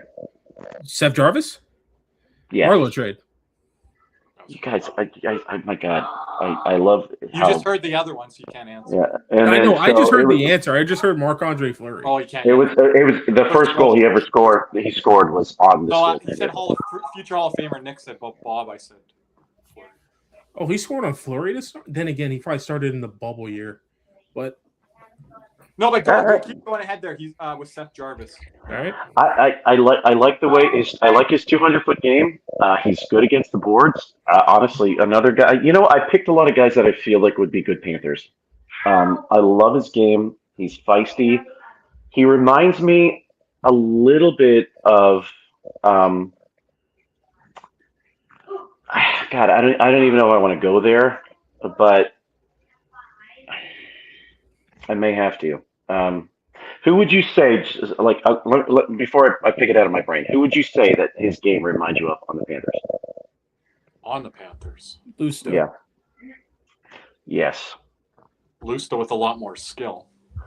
With a lot, but ability. No pun intended. But the way he defends, his like sort grabs of, the ball, grabs the puck off the wall, and then goes to the net. He's a lot more offensively talented than Lusso. Let's just put it out there. I think without question, yeah. But he's stern. So anytime you're not getting the puck off the stick, he's just one of those guys that he's, granted, way more gifted as far as scoring goes. You're going to get 25 to 30 goals every year out of this guy. I feel like the way that he can defend, he's going to play on the penalty kill for Team Canada.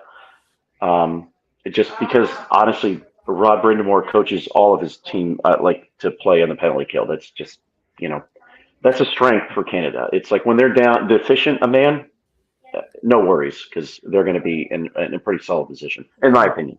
All right. So. Next up, let's go with Germany. Why not? My bronze medal pick. Germany. So, no, I have notes. All right, Germany. Deep in more Moritz Seider. Red Wings. Moritz Seider. Mo Seider. X Factor, I'll push on that a little bit, Jack, but go ahead. No, so is he Germany's best defender? By far. Okay. Like they're leaning on him like Latvia's going to lean on him. The reason I say X Factor is because I don't believe Germany has the firepower up front to medal. I still think it's USA, Canada, and probably a coin flip between Finland and Sweden, in my opinion. However, if Germany is going to medal, he needs to play his ass off. Like, he needs to be like a stud number one.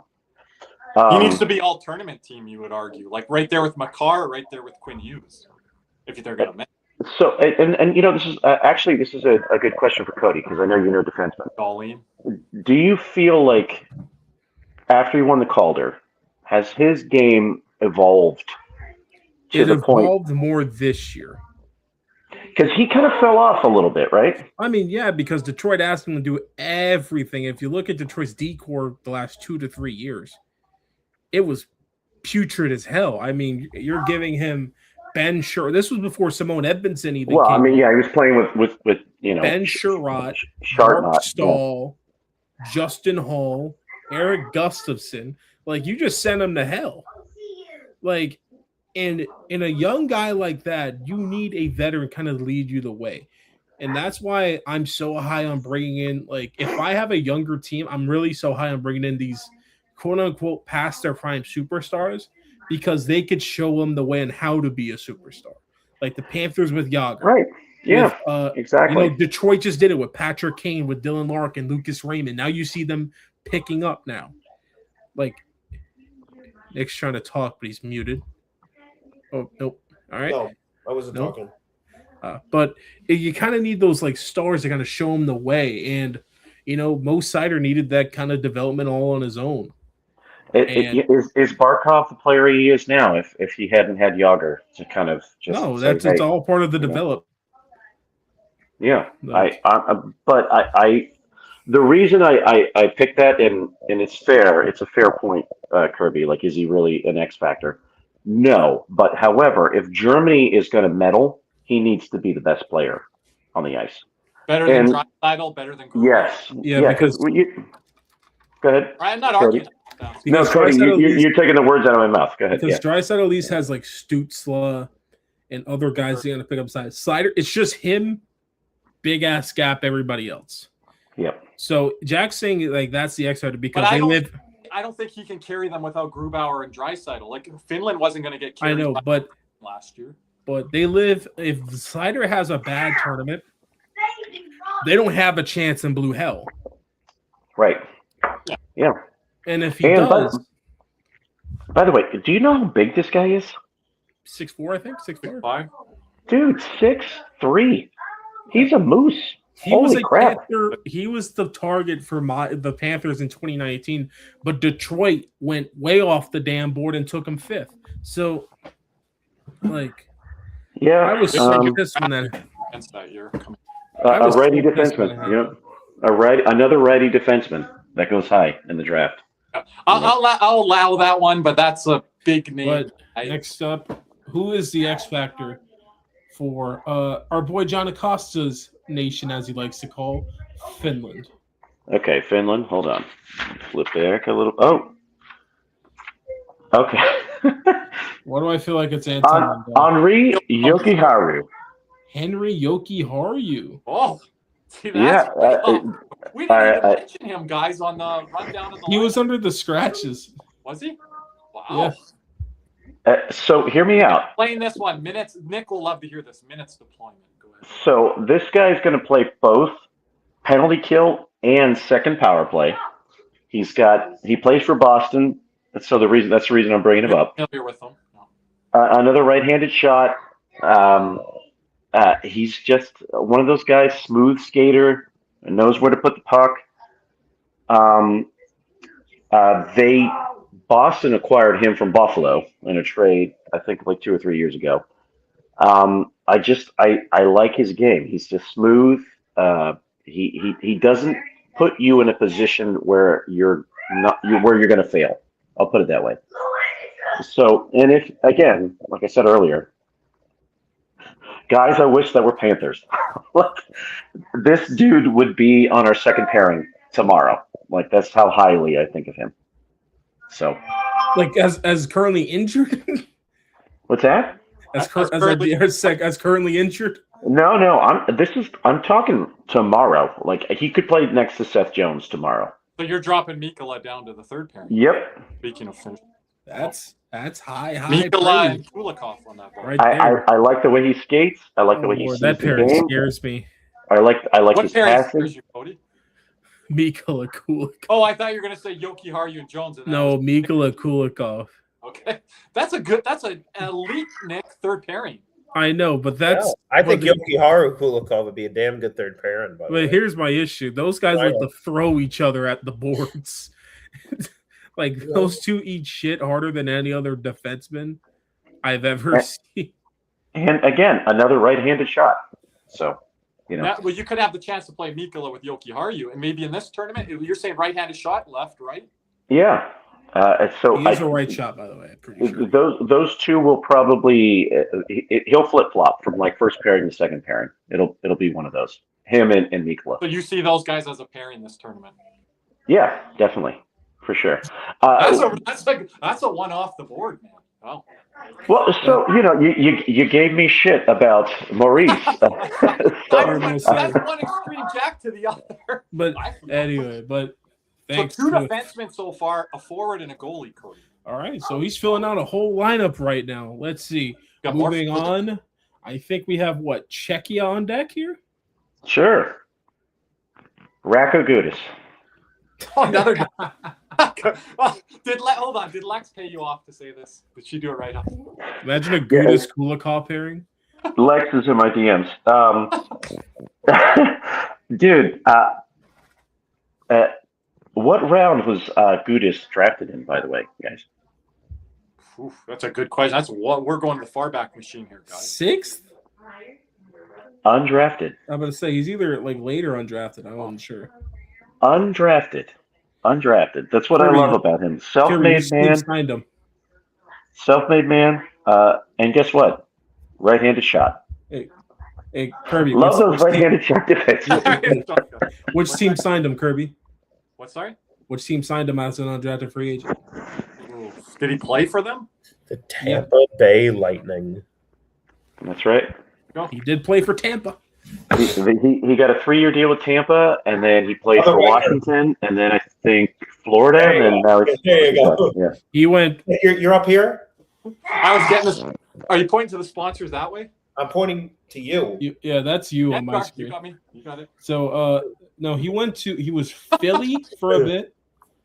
Then he went to Washington for 1 year for Kempney. No, Niskanen. It was for Niskanen. What? So when was he with Tampa? It was his Tampa? first team was. I have Tampa. a funny story, actually. Go ahead. I was sitting first row at a Tampa Bay Lightning Florida Panther game. It was the same day the Dallas Cowboys lost last second to the Detroit Lions in 2013. Remember when Matthew Stafford did the fake spike and then he snuck in the Calvin Johnson fucking game? Anyway, so we left early. We went to the game. And Radko fucking Gudis lays out a motherfucker right in front of me. And I think I don't know if he dropped the gloves and he started fighting right in front of me. Like, and I just remember being like, wow, that Gudis guy's pretty fucking good. And then a couple of years later, we got him. So wasn't that bad of a player. Dude, when he held the stick of that Toronto defender, and we won game 5 and took Toronto out. It's fucking Cousins. What a run that was. Whose stick did he hold on that play? It does any of those frauds. I don't care about Yarncroke? Yarncroke, I think. Yeah. But Jack, to the Gudis front, you think he's got gas left in the tank here for best on best to be? Wait. So he's probably going to be the captain of the team, I would say, right? Pasternak was the flight guy. I would say he's probably. Wait, Radko wasn't undrafted. He's a 3rd-round pick. Jack. Really? Philadelphia, like your boy said? 66th overall, 3rd round to the Tampa Bay Lightning. Oh, okay, so Nick still gets the bell. Then maybe okay. Ding. Then Wikipedia is lying to me. I get a cowbell in here to ring in Caesar's ear. Well, thank you for keeping me honest. I appreciate that. Hockey reference is your friend, Jack. Wait, hold on. Wait. Here's the thing.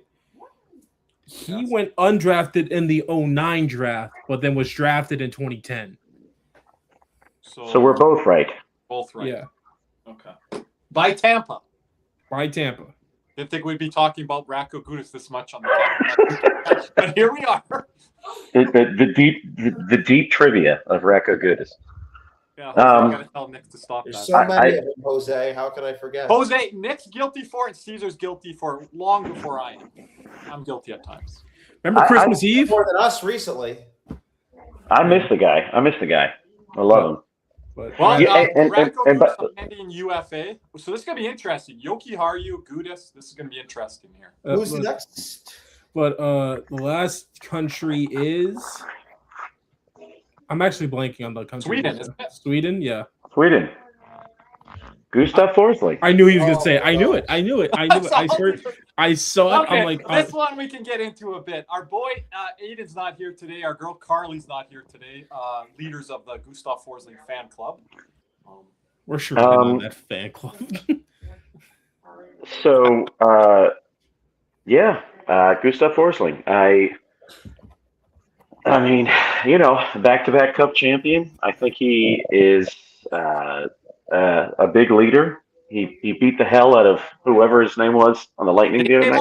JJ Moser. He'll be at the Olympics as well. I thought we were done talking about the Panthers. It's Olympic time. I don't want to hear about those games. A lot of Panther connection. Hey, Moser wanted that smoke, by the way. He did. He did. And by the way, left-handed shot. And they currently have him paired up with Kirby's favorite guy, Erik Karlsson. So they have him in hell. So now, last year, Jack, Erik Karlsson outplayed Gustav Forsling by quite a bit in Four Nations. What's going to be the case this year with the blue line that we talked about earlier? I don't know if you heard us, how they implement that with their head coach there. He was throwing guys out there in a blender. He was just he was like rolling the dice. Be like, all right. You're up next. Hands on you, Dali's like, what about me, coach? Right? Dali, it's like, what about you? It's like, what about you? So will Forsling have a better tournament? Tell us why, Jack. I watched all the Sweden games in Four Nations. And number two, is he going to be to the X factor that, you're talking about these other players where he's going to lift Sweden where I have them? We're going to get to our predictions here to end off tonight here. Pretty high up there in the medals. So I have Sweden winning the bronze. Okay. And it's a coin flip between the United States and Canada for me.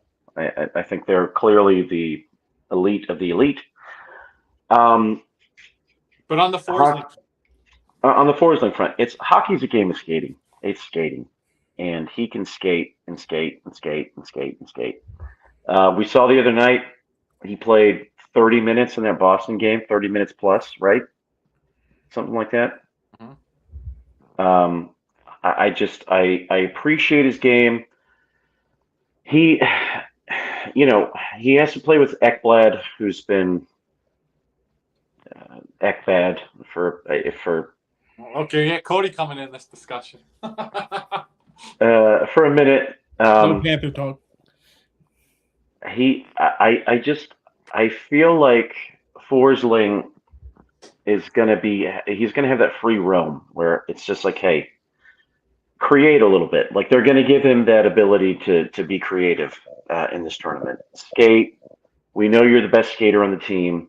You're gonna be out there for half the game. So that's why he's my X factor, because he's gonna be in the ice the most, in my opinion. Hey, you're seeing him jump up in the Russian transition because Sweden, we just talked about, has very skilled forwards. They're not going to lean on Gustav Forsling for any offensive push. That's going to come from Carlson and come from Dahlin. And those two. No, that's my thing. It's like he'll be like second power play. You know what I mean? He'll be on the ice against like lesser defenders.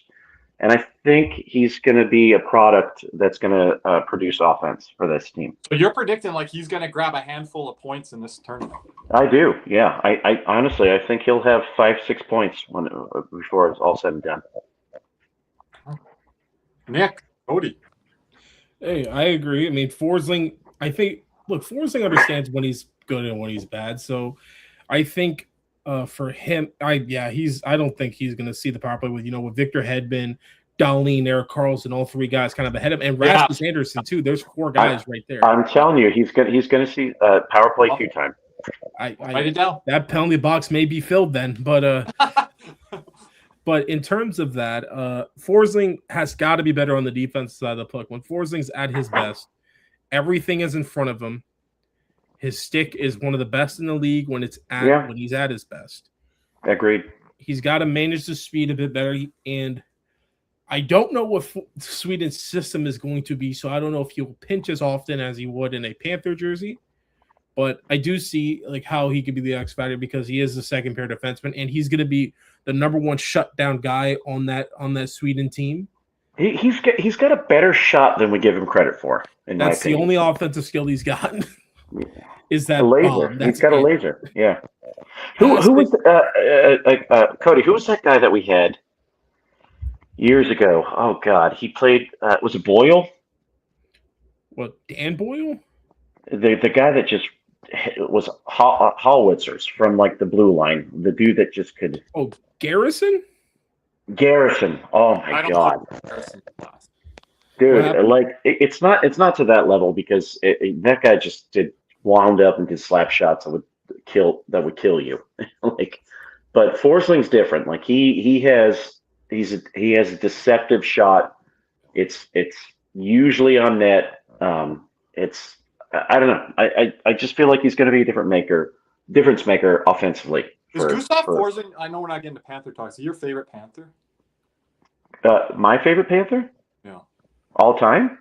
Well, right now, outside of Barkov, let's say.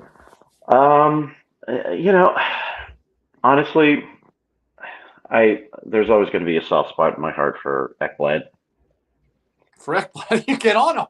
Yeah, dude. I have his jersey. I have his jersey hanging. I have 2 of his jerseys. There's going to be a very special place for Ekblad in Kirby's heart. What that special place is, we just have no clue. I don't want to define it. Kirby, go ahead. It's always me on players. It's always me, huh? I'm an equal opportunity critic of the first pairing. Right now, which is all the time. Right now, my favorite player on the team is Reinhardt. I mean, how not? I mean, he's just talking about Forsling in the past. I know you've talked about Marchand. Obviously, I'm a guy that just likes when a player does something magnificent. That's a simple skill. Like I appreciate it so much. Forsling's the best skater on our team. I don't think that there's any debate about that. That's fair. I put Barkov in a certain realm. It's not how people define. Who would be you guys' top 3 skaters on our team? We don't have a lot of them. I think that's a part of the problem. What's sad? Barkov. Is Marchand up there? Yeah, he is. What people say. Jones. It's effortless for Seth. I think Mackey deserves a spot in this list too. Yeah, but the guy's all forward, no stop. Like I can't with that guy. I know, but I got to throw Marchand in there because he does be blowing by some guys. We're just not a great skating team, as well. Yeah, because we don't have any like the young. brains. You know what it is with Marchand? It's his first 3 steps. It's not like he's one of those glider kind of skaters. It's just when he needs to like go, he goes. You know, but if you ask him to do 200 feet, he's not like going to do that like Forsling would, in my opinion. No, it's like if you ask like who the bottom 3 skaters are, Ekblad, Kachuk. I think Kachuk's the worst, but yeah, Kachuk. The dude is so stinking talented, but he can't skate to save his life. It's weird, man. He's just one of those guys. You know. How's that going to look in the Olympics? I know everyone's not saying Olympic size ice and different things, but I think skating's going to come at a premium in this Olympics. So that'll be okay. So can I put my official predictions on the board? Sure. Oh, we're going to move on. Well, we haven't got to ours. We got to do that before we close tonight. Is Jack jumping in? Yeah. Jack, you can go first. That's. I mean, we're about wrapping up here soon, so. Yep. Sure. I call last. So Jack. Well, bronze. Show ours, right, Curb? Ours is going to be on the screen. Oh, so yeah, that graphic. Yeah. So we'll do it together. But go ahead, Jack. You can go first to lead us off. Bronze. Finland. Any explanation? No, just Finland. Okay, just right. Silver. He doesn't fully know as we asked him. He already said Team North America, the North American final. I thought he said. As much as I want the United States to win, USA silver, Canada gold. Oh, there's one guy by himself on this panel today here, as we will get to. Why is this, Jack? Okay. I think the elite talent on Canada is superior to the elite talent on the United States. Yep. Mm-hmm. Well, it is what it is. Maybe United States is a better team holistically.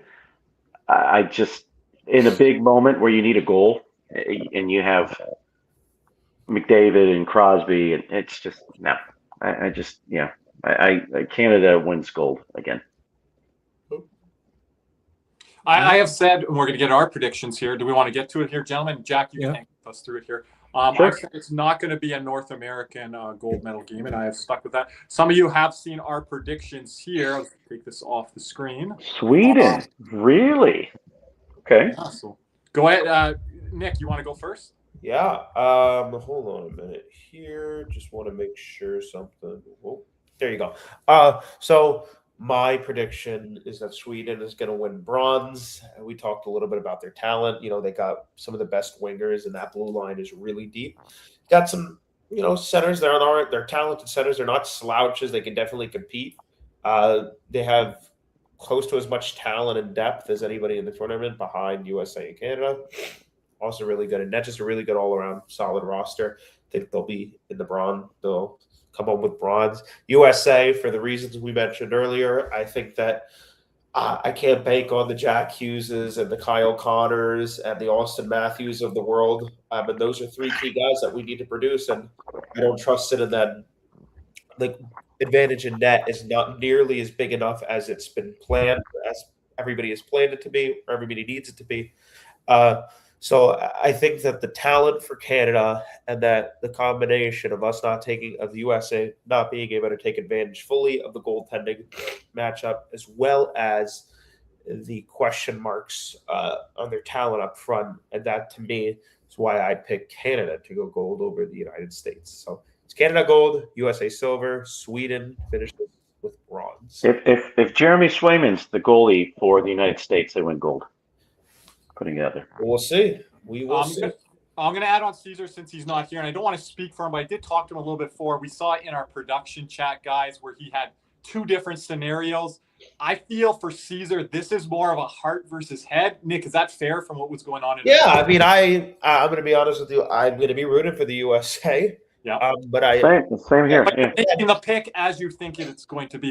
Again, this is my prediction. My prediction is not who I'm rooting for. Yeah. So I don't want to speak for Caesar, but can I say that fairly, Nick? Yeah, I think so. I mean, again, Germany is interesting for sure. Taking a look at that roster a little bit more in depth here tonight. I'm less confident on them than I originally was. I wasn't. Sweden's got some really nice depth there. I also think that the Czechia, also I think David Pastrnak, Kirby, you mentioned, I think Pastrnak can really do some damage there. And, Draisaitl, again, he's an incredible player, but I think he has to do a lot more heavy lifting than some of the other teams who are kind of on the outside looking in here. It'll be interesting. Isn't it going to be interesting watching Draisaitl just sort of drive the team for once outside of McDavid? I'm curious. I'm curious to see. He's done it before. He's won the MVP Hart Trophy without McDavid for the last 15 to 18 games down the stretch. Cody and I bring this up often on post. You know what it is? It's the Crosby Malkin dynamic. But Draisaitl's Cody. I think Draisaitl's done more than Malkin. And I guess I'll just go with my predictions. I have USA winning the gold, with Canada as silver, and Germany I have as my bronze. I did not pick Germany just because that is part of my heritage, like Big C's over there. I picked them because I think the most underrated goalie going into this, and I could be 100% wrong, but I'm just going to go with my gut. I think it's going to be Philip Grubauer, and he's had a bounce back year for Seattle, and I think with those German colors on, Grubauer is a better goaltender. And he is somebody who and remember, Philip Grubauer not too long ago stymied the defending Stanley Cup champion Colorado Avalanche in the first round in 7 games. He was Seattle's best player in that series. And in this type of Olympic tournament, 7 games is all you need. And I think it's Cody, who's going to be the United States best player, in your opinion? I think it's going to be one of Quinn Hughes and or Zach Werenski. Okay. Yeah, I totally agree, Zach. If USA wins, it's going to be the back end driving them. I agree. Yeah. It's going to be the defense and the goaltending. With Swayman in that, according to John. And then you have a lot of different guys up front. Cody, I wanted to get your thoughts on the particular guys up front. Hughes, Connor, Matthews. You're going to need more from Matthews per se. The way Hughes has been injured, I think he's going to be leaning more towards the bottom 6. Mm-hmm. With Matthews, I think the bringing of Clayton Keller is going to open up some things for him because Keller can get him the puck in certain spots. We just need Matthews to be aggressive and shoot. He could set up other guys as well, but I need Matthews to have that hunger just to score. Who do you see Matthews playing with? Keller, because remember, they've trained a lot when Keller was over there in Arizona, and that's where Matthews is always in the off season. And what other guy? I could probably see maybe a Gensel type, maybe. So he's setting up those guys a bit because those guys are going to shoot and unleash. No, Keller is more of an assist guy. Think Keller. Well, Gensel's a scorer. Yeah, but Gensel, I see Gensel as a crease scorer. He can clean up rebounds. He's good around the net. But you just said you see Matthews setting his line. I want Matthews to shoot a lot more, and then you can have Gensel clean up any rebounds out of front, be a net front presence in front. I can also see him playing with either Brady or Matthew Tkachuk. I don't necessarily want those two on the same line. I thought we were going to see that kind of 4 nations, which I don't think we did, right? An interesting wrinkle would be Brock Faber. Yeah, I think he's the bottom pair D for the USA. I think your number 1 pair should be Quinn Hughes, Jacob Slavin. Jacob Slavin is going to be your defensive stalwart, your shutdown guy, your first guy on the PK at all times. You could pick a Faber for an X Factor, Jack. But again, I think what Cody said, it's going to need the top dogs for USA on the defense there, Hughes and Werenski, to be big. Yeah. I think more Hughes this year than Werenski, but Werenski had a heck of a 4 nations. So I just feel like the United States is going to be defending a lot in this tournament, if that makes any sense. I think they're going to be defending a lot more than 4 nations. That's what I'm saying. So I think he is going to be outside of Swayman, he would have been my next guy that I was like, hey, this is going to be Brock Faber. Yeah, he's going to be an important piece of the blue line. Bizarre when you look at the lineup that they're constructed out there. They left Adam Fox, and then on the Canada side, it's going to be what defense are they kind of deploying? What are they going to try and go for? Because I do see, is Drew Doughty going to start the tournament in the press box, or are they going to lean on his veteranosity and his experience on the bottom pair, which I think could put Canada in trouble if he continues the way he has played. It's back-to-back games, you said, for Canada, right? So I can see one of press box. Yeah, so it could be a mix of everything, and let's add other things. But like I said, I think Canada Canada has all the firepower up front. McKinnon, McDavid, and like Celebrini, Crosby, all those guys. The D does leave a bit to desire. I thought this was the year they would have brought Evan Bouchard in, just because of the fact that I thought he's had a better all-around year, and he is in contention for the Norris this year. Is Taves injured?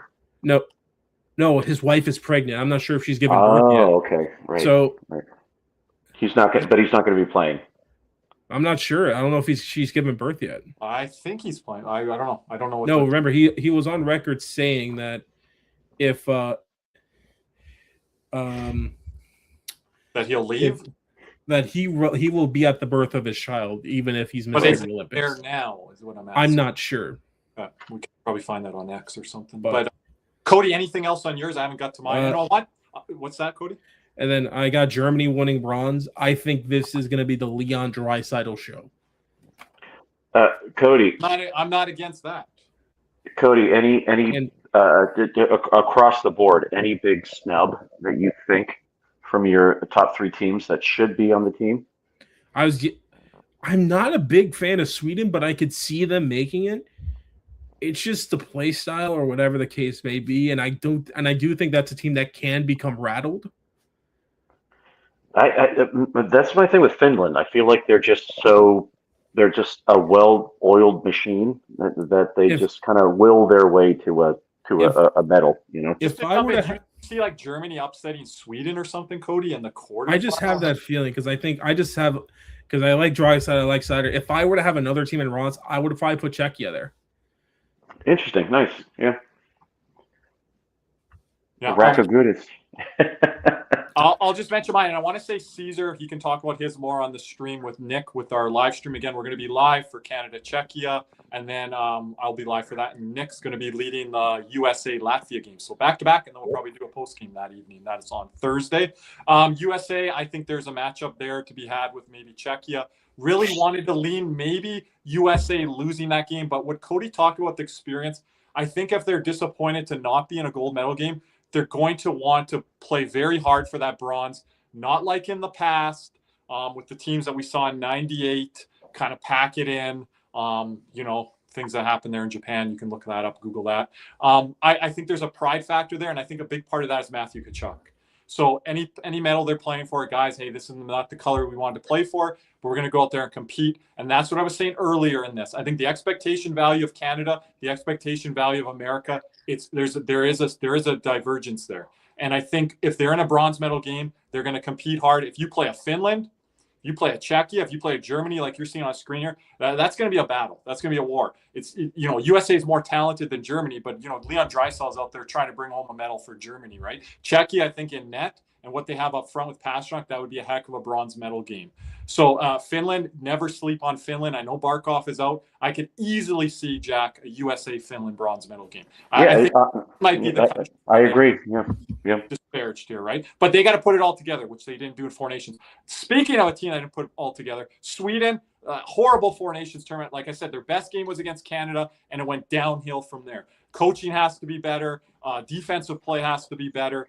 Petey, you have to show up. You can't be a ghost out there and be one of the worst players. So there's a lot of questions coming in this tournament. But when it goes overseas, you see guys like William Nylander. You see that pride of those 3 crowns on their chest. They're former Olympic gold medalist last time this tournament was in Italy. We saw Canada defeat them in 2014 in the gold medal game. Remember, before that game happened, Nicholas Backstrom, the center, not the goalie, he was nabbed for Sudafed. So before that game, they lost their center for that gold medal game. Wait, Sudafed? Yeah, I think that really hit their sales. I think it was Sudafed. That hit the sales. He was in warm-ups, taken out of the game. That's like your number 1, number 2 center there. They had to make adjustments there, and Canada wasn't allowing more than 1 or 2 goals a game. So I see maybe a potential rematch here, Sweden and Canada. We've spoken enough on Canada. I'll speak more on them. There's questions in net, questions a little bit on the blue line. But the best players, I think, are going to show up in this tournament. And I'm going to argue whether, certain parts of the panel community disagree with me. That hunger, I think, is going to be there for Canada to bring this medal. Nathan McKinnon, Connor McDavid, they haven't got to play best on best in the Olympics. and they've been looking at this on their calendar. Crosby didn't retire, Jack, because of this opportunity here. This is why he's still playing like he is, because of this Olympics. And McKinnon, not McKinnon, I'm sorry, McDavid. He's lost 2 cups in a row. You think that this guy wants to come home without like a gold in his teeth? You know, he's going to be the best player in this tournament. He's the best player in the world. I think Canada takes gold. All right. Anything else here, boys? Anything else? And Jack, we appreciate you coming on, kind of setting us up here today. Hey, join us on the coverage here too when you are around. I believe in Joe Hendry and Patriots. Oh yes. 24-20. Victory tomorrow. 7th Lombardi. Give me Seattle. I didn't even think of this. Give me Seattle 28-17. Maybe if they Jackson Smith-Njigba, Super Bowl MVP, 5 receptions, 78 yards, and a tug. Christian Gonzalez is going to shut him down. Unfortunately for you, they're going to move JSN all over that field, so it will not only be Christian Gonzalez. Well, that's fine. Then Davis the third will shut him down too. Jack, you'll be waiting on as long as Cody picking New England to win a Super Bowl as I will waiting for him to pick Canada for a gold medal. I'm going to go 2017 New England. I'm a big Vrabel guy, big Drake May guy. Bring it home. Maybe they don't win the game, but I'm going to go with the team that I rode with early on in the NFL season. I'm on high anxiety all week. Jack's like, I do this Olympic stuff. I got my mind focused on anyway. Tomorrow. We appreciate everyone here. Oh, hold on, Cody. We didn't even get a prediction from Nick. Nick is gone, but hey. No. But anyway, we appreciate everyone here for watching here tonight. Once again, go to the Cats and Rats YouTube channel. If you are a member, go to post. Third post down will be where you would put your predictions in order for your chance to win a USA jersey, courtesy of Jose Navy Noel. Appreciate that, Jose. You guys got to have your picks in before puck drop of game 1 of the Olympics men's. Have it in. No. There's Nick. Your prediction for the Super Bowl, quick. My power just went out. All right. Okay. I think he said the Patriots are going to win by 30. No, I really do like Drake May. No, I'm sorry, by 40. I think is what he said. I think Nick's conflicted on this. I'm not. Go Seahawks. I really like Drake May a lot. But I think Seattle is one of the most well-rounded teams, not just this year, but in the last couple of years. I mean, I think they are absolutely. I can read lips. He said Drake May is going to win MVP, and Hunter Henry is going to have 3 touchdown receptions. I'm going to have and Patriots win going away. It's over by halftime. Yeah, he'll have 3 touchdown receptions all of next season. It'll be 34-23. That's not I think it's going to be I don't think any team's going to hit 30. I think these two defenses are too good for us to hit 30. This is going to be watch us be completely wrong. 27. No, both teams like under 20 points. Hold on, Nick. What? Yeah. You asked me, Curb. Say it again. I can't hear Nick. Oh, it's all good. It's all good. 27-17 Seattle. Yeah. So 27-17 Seattle. Okay. But anyway, right, those Nick. are our Super Bowl predictions right here. Oh, no, hold on. We don't want to get here. We didn't get here. We did the Cool Canada USA thing. We don't want to get into football wars. Hey, but we appreciate everyone here for watching here tonight. Please stay tuned. Have your post notifications on so you know every time we are live for our Olympic coverage. And thank you guys for watching with us as always. For the Big C's who left early, Nick Levine, our boy Jack Powell, aka I Believe in Joe Hendry, and Kirby Loople. Shout out to Caneswear and Jeremy Beckham, and YourSportsmanViewStore.com. Shout out to them as well. As we sign off here tonight, we say thank you, and as always, let's go Team USA.